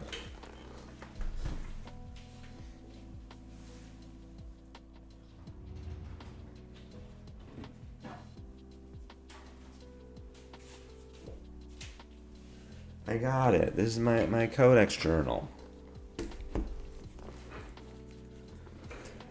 Oh, 50 for 50? Jesus, Brandon. See, that's so good. Codex, use the codex command in chat, and you can get a link to get your own codex journal. It's like what I do on Daily Fab Gameplay, but in real life. I use it for all of my big events. You write down your impressions immediately after the game ends, so you don't forget anything that happened. Is really good. I really like my codex journal. So my first round of the RTN is against a Marlin. I'm, of course, on KO Armed and Dangerous. I have no idea how to play the KO Marlin match. Is that a Codex branded journal? It's my Codex journal. The brand is Codex journal. Let me give you the little doodad here. They have big journals, small journals. This is the small journal. It's small enough to fit on your playmat in between your deck and your arsenal in case you have just really tight space on the table. It's great. So I play against Marlin. I have no idea how this matchup goes. I've never once played KO Marlin. But I know that I'm supposed to go second, which I do. I take 7 damage on turn 0 from a non-overpowered King Shark Harpoon because my hand is Wild Ride Bear Fangs, Reckless Stampede, Fearless Confrontation. I just can't block. So I take 7, which is a bad start. But send some damage back. You know, we're trading damage. The Marlin is very consistent. Between the card draw from, like, Trophy Shot, Big Game Trophy Shot, and 3 of a Kind, they're just constantly, like, either Load Harpoon, Overpower Shoot Harpoon, or Cannon, Codex, King Shark, like very good turn cycles. I am falling behind. This is not a game that I am winning. And I get hit by a Redfin Harpoon. My hand is blue, Blood Rush Bellow, Beast Within, Show of Strength. So I block with the Show of Strength, show my opponent that I'm about to do a big turn. Come to me, pitch blue, Blood Rush, discard Beast Within. Beast Within finds me a yellow Wild Ride. Draw 2 from the Blood Rush. We find, I think it was Buckwild, Blood Rush Bellow. Red Buckwild, Blood Rush Bellow. And I'm looking at these cards, and like, usually the double Blood Rush is never correct, but the hand is not playable. That isn't true. I can break Savage Sash, swing Buckwild for 11 go again, Mandible Claw for 5 go, or 9 go again, Mandible Claw for 5 go again, Arsenal Blood Rush, if I really want to. And I'm looking at the life totals, which I believe, again, referring my Codex journal, I believe at this point I was at 14 to 26. So I'm like, that ain't gonna cut it. Sending 14 and sending a Blood Rush is not going to keep me in this game. So we play the second Blood Rush, which again, you never want to do, but sometimes you just have to. And I discard my Buckwild, keep my Wild Ride, and I believe the 2 cards I draw are blue and Reckless Stampede. I'm like, okay, we got to turn together. I don't need to break the sash. Pitch the blue, Wild Ride. Discard, I don't remember what the card I drew was, but I keep the Reckless Stampede. We're like, sick, we're doing it. Wild Ride for 9 go again, Mandible Claw for 7 go again, Reckless Stampede for 11. This is going to win me the game. And my opponent has 2 return fires and 2 3 blocks. I'm like, sick. This was the turn to have 4 blocks and not 2 blocks.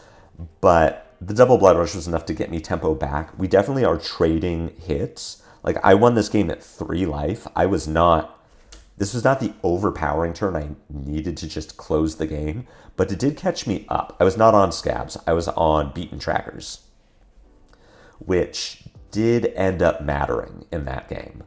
So I'm on beaten trackers. I ended up getting to do Bear Fang's Mandible Claw at one point to send, it was yellow Bear Fang, so what is that, 10 damage off a 3-card hand for 11 value, because, oh no, sorry, I'd banked a Vigor, so it was a 2-card 11. 2-card 10 with 11 points of value, which was good enough to keep me in it. At one point, my opponent sent, I am at 7, I'm at 8. My opponent overpowers a Goldfin Harpoon, sends it for 6. I'm looking at my hand, and my hand is Buckwild Wild Ride, maybe? A blue and a blue. And I'm like, okay, I'm going to break my Savage Sash. I'm going to Buckwild Wild Ride. Off a 3-card hand, I'm going to send 12 damage. You're at 2. You will die. This will kill you. The only way, the literal only way I lose from this position is if I go to 2, I don't put my 1 point of armor in front of the Goldfin for 6, I play the Buckwild, you don't die, I play the Wild Ride, I discard Beast Within off the top, and I flip a non-attack action. This is the literal only way I lose this game. So I put my gauntlets in front of the Goldfin, I take 5, I go to 3. Break Sash, Pitch Blue, Buckwild, gets blocked for 6. They take 1, go to 1. Wild Ride for 6. Flip the top card of my deck. It's a hit. I make my might. Opponent can't block it, dies. Like, cool, we did it, we got there. I had to high roll a bit, but we got there. I look at the next card of my deck. It is a Beast Within. I look at the next card of my deck. It is a No Fear. I look at the next card of my deck. It is a No Fear. I was 1 card away from killing myself to the Wild Ride by being at 3 because I would have flipped 2 non-attacks. So that was spooky. That was a spooky one. 1-0, going to second match. This is against one of our Reno players, Alex. Big Ira player, has it's a little Ira sticker that I got. That was my impressions of the match. Alex was playing Boomer Ira, which I am familiar with. You know, I have a basic idea of how the game goes. I'm familiar with it. I feel like I'm 60% as KO. I lost the die roll and had to go first. My turn 1 was just set a Blood Rush, pass. So I set a Wild Ride with a Blood Rush in hand, pass. Well, it wasn't even a gamble so much as like I hedged my bets around hitting the Beast Within for its normal effect, which is lose a life, plus lose an extra life. Like, being at 3 should keep me safe from Beast Within killing me. It was this specific instance where I'm like, I would have been so mad if I took 3 from my Beast Within to die after playing around the Beast Within. So I set Wild Ride, keep the Blood Rush in hand. I have a bunch of armor. Like, Alex ends up having just a pooper of a hand, like 4 blues, or I think 3 blues in a defense reaction. The line is Kadachi Rowdy Locals, which I put my Sash in front of. Break Sash, send a big turn. I end up winning this game. It's a fairly back and forth game. I win this game at 4 life. I correctly put Alex on a dual threat turn at one point, use my Flesh Bag. The Flesh Bag gets a Command and Conquer, which Alex wanted to hit me with. They ended up keeping a Looking for a Scrap, so I didn't just stop the dual threat turn. Like, I still took the full 6 from dual threat, but there was no CNC tied to it, which is great. It also sticks Alex with a CNC instead of a Looking for a Scrap, which is much harder to get value from your arsenal. My takeaway from this was just do good fab math against Ira. Like, I'm built to block well. I'm playing the vigorous smash ups, so that worked. My third game was against Dio. I very prepared for Dio. I'm a 40% chance to win this game. Dio KO is bad for KO. This is a hard game for me to win. I have to race. You can see if I bring up my Dio board, I am on 5, 11, 12 non-blocks.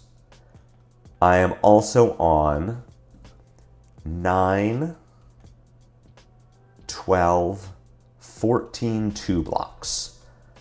I am playing the blocking armor, but I have no defense reactions in my deck. I cannot fatigue Dio. The only way for me to fatigue Dio is if she just like doesn't find boom grenades ever. And even then, it's very tough. You did just miss yourself, Alex. But it's good to see you. Thanks for being here. I showed off the sticker. So I'm playing against this Dio. I cannot fatigue Dio. I have to race Dio. I win the die roll, which is huge. Already where you want to be against Dash.io. My opening hand is blue, Buckwild, Bearfangs.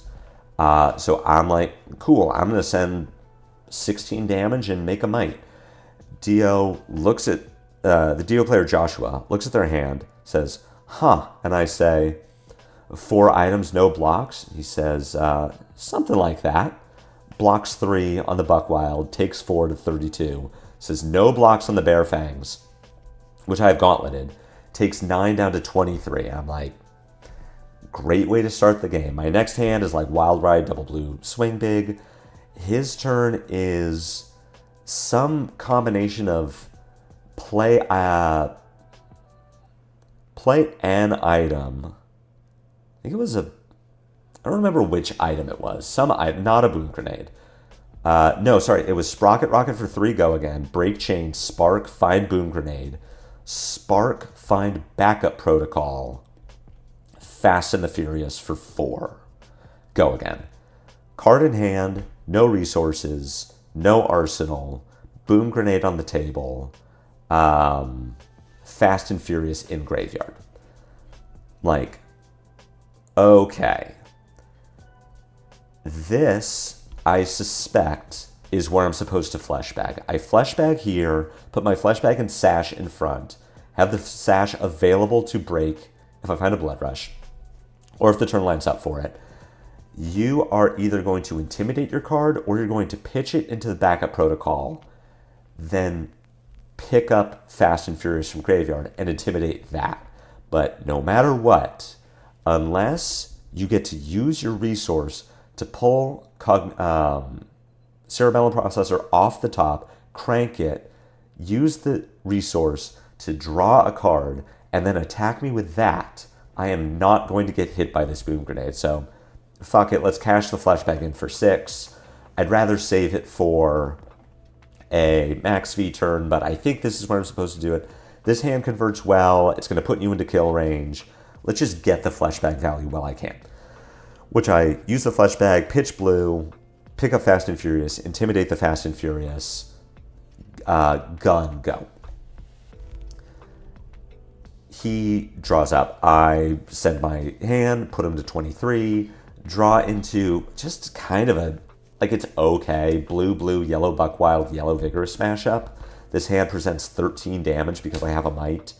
It doesn't kill him. It forces him to give me all of his armor, but it doesn't kill him. It puts him to 2, but he doesn't die, which, like, good enough. I think that's what I'm supposed to do. If you don't max V me on my next, I still have a bunch of armor. If you don't max V me on my next turn, you die.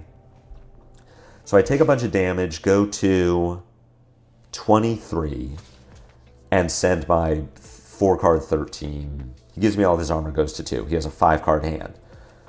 It's like 4 go again, 4 go again, 4 go again.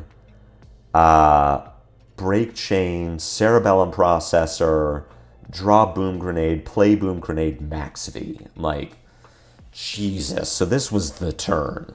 And my hand is Yellow Vigorous Smash Up, Blood Rush Bellow, Red Buckwild, Tear Limb from Limb. I have a point left on my gauntlets, a point left on my sash, and I actually forgot I brought beaten trackers into this game by mistake.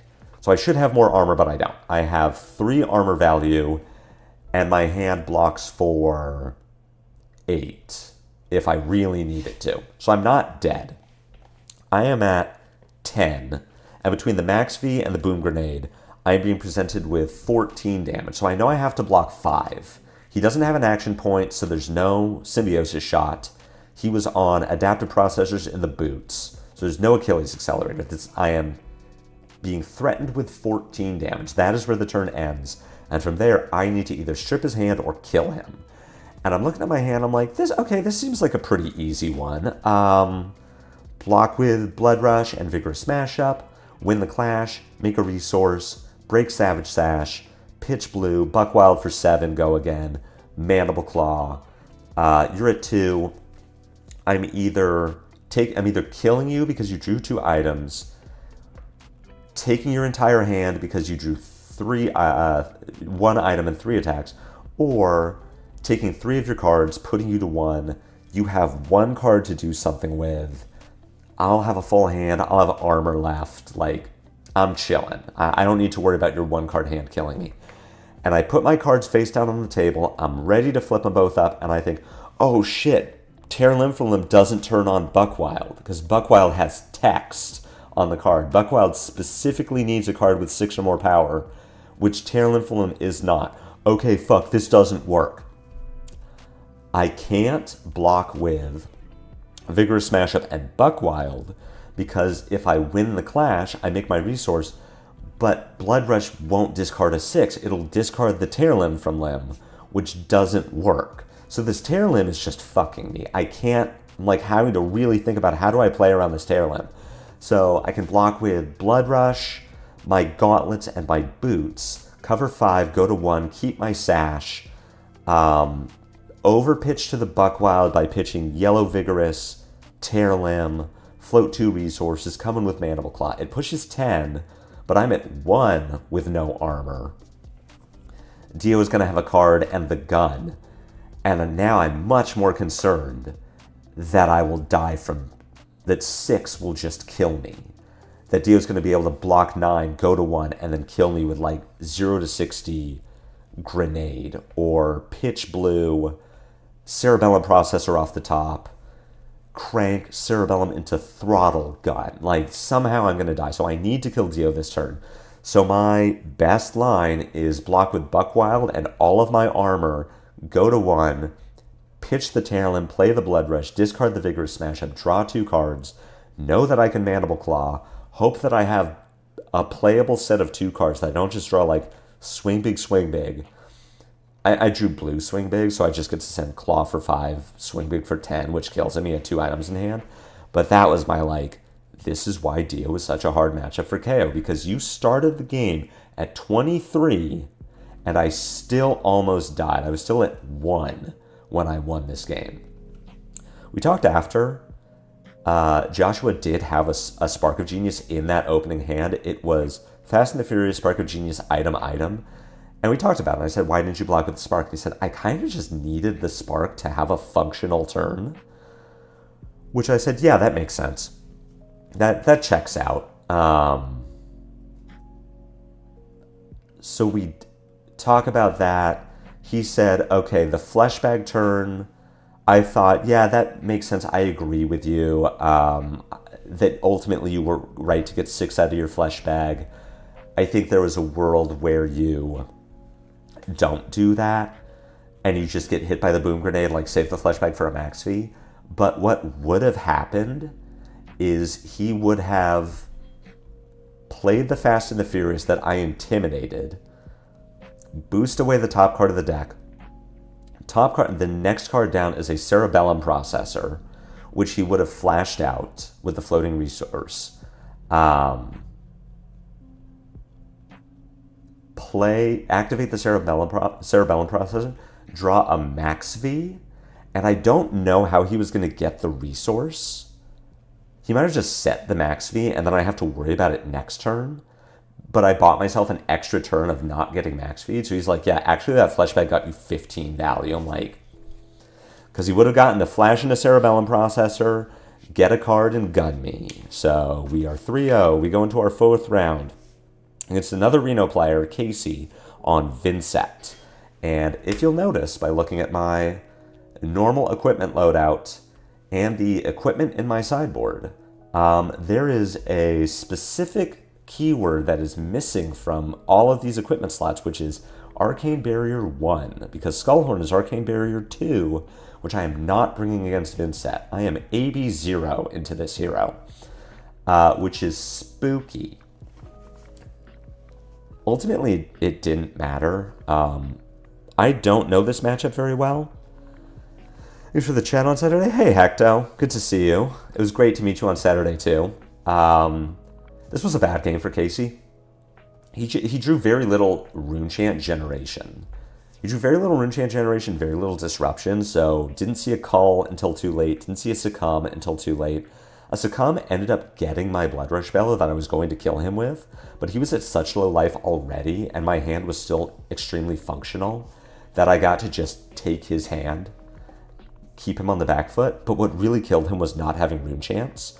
He won the die roll, went first, banished a Deathly Wail to Vincent on turn 0, and it killed him on turn 8. He just never got to play it from banish, and eventually, second Deathly Wail goes to banish, and now he's taking 2 every turn. There was exactly 1 turn in the game where I really wanted to have a blue to pitch into AB because it would have made my blocking easier, but I had a No Fear in my arsenal, and I was getting hit with a Widespread Destruction, so I was fine. It was just like, I guess I'm blocking. Oh, sorry, it was Widespread for 9, so it was 6 Arcane, Widespread for 9. I'm like, well, if I had a blue, I could pitch to AB and then block and then No Fear, like take slightly less damage, prevent damage slightly more efficiently, but whatever, it's fine. We talked after the game. He actually agreed that AB0 is the way to approach this matchup as KO. Just do my thing. Don't keep him off of doing his. And with Gauntlets of Tyrannical Rex, I really think it's fine to just play AB2 into Verdance and AB0 into Vincent, because Gauntlets gets us 3 value on blocking and extra value for every time we activate it. So I think it was fine. Round 5, I pair into a third Reno player, Natasha. Tashiasha on Discord playing Arachne Marionette. I know this matchup very well. I know that I'm favored into it, but God, it's still so infuriating to play against Arachne because you just can't block ever. You can never feel good about blocking while Tarantula Toxin is in the deck. And if your hand is like Wild Ride, Swing Big, Blue, Vigorous Smash Up, well, in this case, I probably feel okay blocking with the Vigorous because I will make a Vigor after winning the Clash. And my line is then looking like Wild Ride, Swing Big if I draw well. Or on a 3-card hand, I can block with Vigorous, Wild Ride, Mandible Claw. I get my value. Where Tarantula Toxin really gets me is if my hand doesn't convert, if I don't get value from just putting a card on the table, then T-Tox kills me. We're going to see that happen later in the day. But against Tasha, I win the die roll, I go second. Tasha gets an opening hand of Pain in the Backside, Blue for Hunter's Clave, Scar Tissue, and Fate for Seam. My opening hand is Blue Vigorous Smash Up, Fearless Confrontation, No Fear, and I think Energetic Impact. So Pain in the Backside for 3 go again. I block with a Vigorous Smash Up. We clash. I win the clash. I see Tasha's T-Tox. So I'm like, cool, you're going to have that next turn. Attack with Hunter's Clave for 1 go again. I block with the Energetic Impact. Tasha plays the Scar Tissue and then Flick Knives me. And I say, respond to the Flick Knives with No Fear, Fearless Confrontation, the Clave to bring it down to 3. And Tasha looks at the card in hand and says, yeah, I'll move to N. I'm like, we did it. That's the KO turn 0 high roll. We get to start the game and I'm not marked. We're up big, and then my hand converts, and Tasha blocks with the Mask of Deceit and rolls into Funnel Web, and then 2 times later in the game rolls into Funnel Web 2 more times. The first Funnel Web was actually important because I had to Arsenal a Bearfang, so I actually had to care about the Arsenal destruction. I'm on Fleshbag in the matchup, not Crown of Providence, so that ends up being a weird blocking choice for me. But overall, I won the game because I kept Tasha off of a Calistera for like 4 turns. She came in with a Up Sticks and Run, Savor Bloodshed, Kiss of Death for 12, on-hit, go again, on-hit, draw a card. No cards in hand, no cards in arsenal. And I have a Vigorous Smash Up in hand. I'm looking at my Savage Sash and Gauntlets that both have the full 2 block value on them, and I'm thinking, God, this is maybe when I should just block 4. Like, I know I can't get T-Toxed. Maybe I just block here, and I'm okay. I just get my 4 value. And I look at the Bear Fangs in my arsenal and my hand of blue Wild Ride, and I think, God, but you know what really stops this turn from happening is if the top card of your deck is exactly Leave No Witnesses. So I'll just save my armor, block with a Smash Up, show me Leave No Witnesses on the Clash, or like, yeah, I'm making good decisions today. So yes, the Kiss hits, draw the Leave No, play the Leave No, block 4, get to send back Wild Ride, Mandible Claw, Bear Fangs with Gauntlets. Like, I win the game at 7. Overall, I just felt really good about the play, drew really well, everything went well. Going to round 6. This is against a local Sacramento player. His name is Ian. He is playing All In Together's Volda list with a few modifications, but I see the pairing and I immediately DM Rob, and I'm like, hey, how do I beat your list? Should I be on Fleshbag or Crown of Providence? He says play Fleshbag, which ended up not mattering. The Crown actually would have been better based on how the game went, but I think the Fleshbag for a obvious pummel like made more sense. Like, do I play Tunic or Savage Sash? She's like, play Savage Sash, which ended up being the right decision. This is not a good matchup for KO, but it is a very fun matchup to play.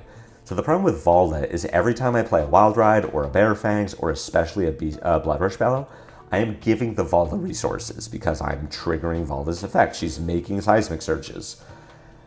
But, like, what else am I going to do? I have to just do that. I can kind of play around it. Like, if my hand is Buckwild, blue, Bear Fangs, and Volda's sitting on 2 Seismic Surges, I can say, okay, Buckwild for 7, go again, Break Chain, Gauntlet, Mandible Claw, Arsenal, Bear Fangs. Like, I can play around giving Volda the 3rd Seismic Surge, but Ian loses the die roll, wins the die roll, chooses to go first, which is what I want. I want to go second. His turn 0 is imposing Visage Leyline. Like, great. Cool. So just like shitting out Seismic Surges. I played them R2, got them to 1, but got dominated in the end. I avoided that, thankfully. So I have to play through this turn 0 Leyline. I am behind in the first few turns, and I catch up with, again, play Blood Rush Bellow. Draw, like, card Blood Rush Bellow, and I'm looking at my hand like, I got a Wild Ride in my hand. I can't play this game. I cannot play this turn safely and sit on this Blood Rush. I have to just play the Blood Rush and hope for the best. So I play the second Blood Rush, draw like Buckwild blue, and I'm looking at my cards, and I'm trying to do math in my head. I discard the Wild Ride, but I draw a Buckwild, and I am looking at my resources and looking at my damage. Like, I am 1 resource off of not having to break Sash this turn. So I have to break the Sash, but that lets me Buckwild for... No, I Mandible Claw for 9, Buckwild for 11, High-Pitched Howl for 10. So I get a 30 damage double Blood Rush Sash turn, which catches me up to where I was. I was at 30 to Ian's 36, and I end up putting him to 20. He responds with Righteous Cleansing, which he gets to do for fucking free because I just gave him 4 Seismic Surges. He Righteous Cleansings me. I, of course, say no blocks, like my hand converts. I'm not going to worry about the Crush. It has Dominate anyway. He looks at the top 5 cards and says, here's your 3rd Blood Rush. Like, fuck. Well, I needed that. But we're both at 20, which was enough to catch me up to where I'm converting 4-card hands super well. My deck is just giving me the nuts every turn, like Buckwild, blue, swing big. Buckwild, blue, Bear Fangs. Wild Ride, blue, swing big. I'm just converting. I get to no block everything. I still have enough armor that when we get into the dregs of the game, I take him down to 2 cards. And he's just looking at his 2 like, it's either like Surge Hammer Pass or Hammer Arsenal. I guess I'll just hammer for 4 and set a card. Like, cool. Block with leathers and a 3 block from hand. You dealt no damage. Destroy the ley line. The ley line is finally gone. I think it's probably too late. I didn't really have to worry about the ley line anymore. But we get it off the board anyway. Cool. So I end up just walking him down. Any hand that doesn't convert has a swing big or a show of strength in it with a might. And he's at, what was it? 2? So I just say, cool, I'm taking 3 cards from you. Even if I'm not killing you, even if I'm not converting this hand, I am taking your turn so that your best line is hammer, and I'm at 6. If my hand ever says, these 4 cards kill you, I'll just take the hammer and go to 2. And it's, at one point, my hand does convert, and I say, cool, here's flashback, I'll go to 4, dead. So I'm 6-0. And we were even talking during the game, we're joking, like, we could figure out who we're going to pair into. Like, who's 7th and 8th seed? We could definitely, like, this game could go either way. But I'm 6-0, 1st seed, he's 2nd seed, going to top 8. The 7th seed is a NorCal local on Verdance. 8th seed is Tasha from round 5 playing Marionette. And so I am paired into the Marionette again, which I feel good about. Again, I don't like playing against Marionette, but I am favored in the matchup, and I get to go 2nd again. If I had paired into the Verdance, I get to go 1st, set a card, set up a 5-card hand, play Crown of Providence in case I get CNC'd. But I still feel bad in that matchup. Like, that matchup really comes down to who sees Felling or Blood Rush first. But I'm unfavored. It's like 45% for me to win at best, compared to Marionette, where I'm 55% to win. So, like, cool, this is a good matchup for me. I feel bad for Ian because Valda Verdance is terrible for Valda, but, like, whatever. I want to qualify. So, if nothing else, I got my 15th win this season for a pity invite if I don't win this game. And I just, like, drew so poorly this game. So, credit to Todd. We talked about it after the game. Like, it is very apparent to anyone who's watching me play this game that I'm just drawing like shit. These hands don't convert at all. And I think if I had played, I don't have just the nuts high roll on turn 0 to not start the game marked. So I end up leaking 2 damage to 38. I start the game marked. Tasha rolls into Tarantula. So I know I'm getting the Mask of Deceit to become Orb Weaver. My opening hand is Yellow Wild Ride, Red Strongest Survive, Mighty Windup, and another blue. And I'm looking at this hand like, okay, I need to stop Marionette from just having a 5-carder with Orb Weaver. I have 2 options available to me. I either Wild Ride, pitch a blue, hope that I keep this blue and Strongest Survive, so I make my Might, Break Chain, Gauntlet, Strongest for 8. Or I pitch blue, Strongest for 7, discard Mighty Windup to make 2 Mights, and set the Wild Ride, which still forces cards out of Arachne and sets me up for a 5-card hand. I draw a Blood Rush and I win the game. I draw just a functional hand of cards and I can present, 18 damage this turn, set an arsenal, or block with something and, like, be okay. And I think this line lost me the game, playing conservatively. Not because it was the wrong call. I think it was arguably the wrong call because Arachne still had Mask of Deceit and Black Tech Whispers to cover the Strongest Survive, so I only get a card from hand, and I really want 2 cards from hand on Strongest Survive. So I think sending the Wild Ride and just hoping to, like, bait out a few blocks before sending the Strongest was the right play. Or was a play. My play made sense. But where I think it was too conservative is I make this line, Strongest for 7, discard Mighty Windup, set Wild Ride. I draw 4 reds, which is just, like, the game losing on its own. The 5th card down, the next card I would have drawn is a blue. So if I had taken the Wild Ride line, I would have drawn myself 1 card deeper into my deck to find a blue so that I don't have an all-red hand. It still would have been an uphill climb. I didn't see a Blood Rush Bellow until turn 7.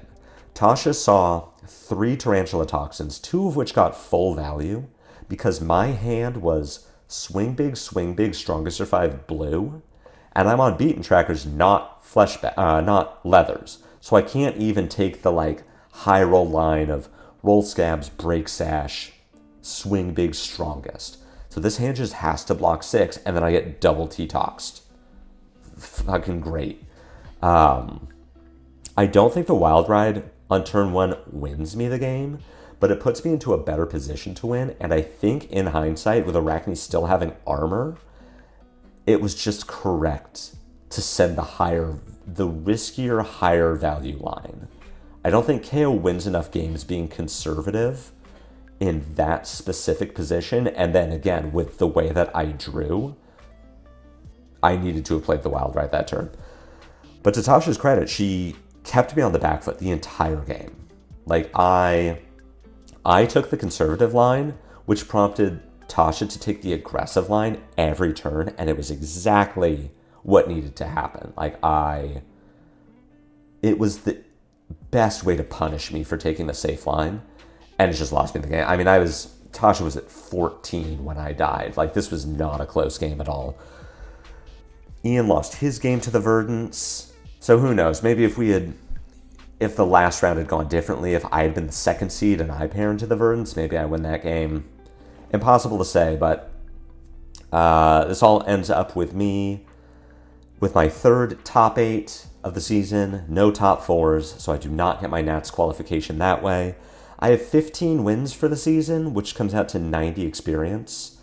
And as far as I know, we don't know what the cutoff is here in the US. I don't know how many XP invites there are. I don't know how many, what that line is. How much XP do I actually need in order to qualify for nationals? Hopefully we find out soon. I'll be going to Minneapolis either way. If nothing else, it's the US calling, and I want to be competing in those this year.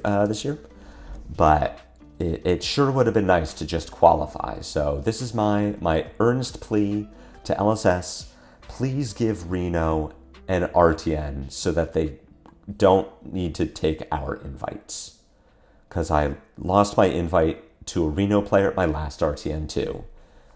The Reno, clearly there's something in the water over in Reno because they're doing really well out there. But yeah, that was my RTN season. 15 wins, 3 top 8s. I feel like it went well. I mean, my 2 KO losses in top 8 were like variance losses. Which is not to say I couldn't have played better or made different decisions. But in both of my top 8 losses, I drew an all-red hand and no blood rushes. Like, that's hard. So when I'm looking at compendium spoilers and saying, hey, maybe I want to play like a Guardian in compendium season, or maybe I want to play slower decks where I have more control over my end game, or if we're going to second cycle, or how I block. Like, it's because it's hard to play a deck. Sometimes it's hard to play a deck where whether you win or lose is entirely dependent on the top 20 cards of your deck. Like, KO is not a bad deck. KO won that RTN. There was a second KO in top 8 in the other bracket who won his top 8 game, beat the Verdants in top 4, and then beat Tasha in the finals. So KO clearly has the capacity to win RTNs. I'm not saying it's a bad deck. I'm not saying I got unlucky. I did get unlucky, but I'm not saying that's necessarily why I lost. I'm saying I want to start playing decks that allow for more skill expression because I will see more of my deck. If I don't draw my Oak and Olds early, well, that's fine. I can just prepare to see them late. Something like that. Let's do one last spoiler check. Anything new? We got any, nothing? No new spoilers in the last? All right. Well, then that's going to be it for me. Thank you all for joining me. We had a bunch of people come in today. 571 of you watched today. Wow, and there are 48 of you here now. Thank you all for hanging out. Really appreciate it. I'll be back on Thursday, same time, 8 a.m. Pacific Standard. I want to do another spoiler roundup, which is just the cards that are spoiled between now and then. I think I enjoyed it. I hope you all did too. Just talking to spoilers, getting chat feedback on maybe things I'm not as familiar with. No Fear carried that KO to victory so many times. No Fear is simultaneously the best and worst card in the deck. Sometimes you draw it with a Wild Ride and you're like, wow, this sucks. And then sometimes you Arsenal it and you're just the best player in Flesh and Blood. Like being able to blank the flick on turn 0 or say, oh, felling, that's cute. I'm going to banish my entire hand and block for 6. So I'll be doing a spoiler roundup on Thursday. I'm also going to start brewing RKO with some of these sick new cards. We're going to put that list together, maybe get a few games in open format. So yeah, catch me then. Looking forward to it. Have a great rest of your Monday, a great Tuesday, Wednesday, and until I see you on Thursday, take care.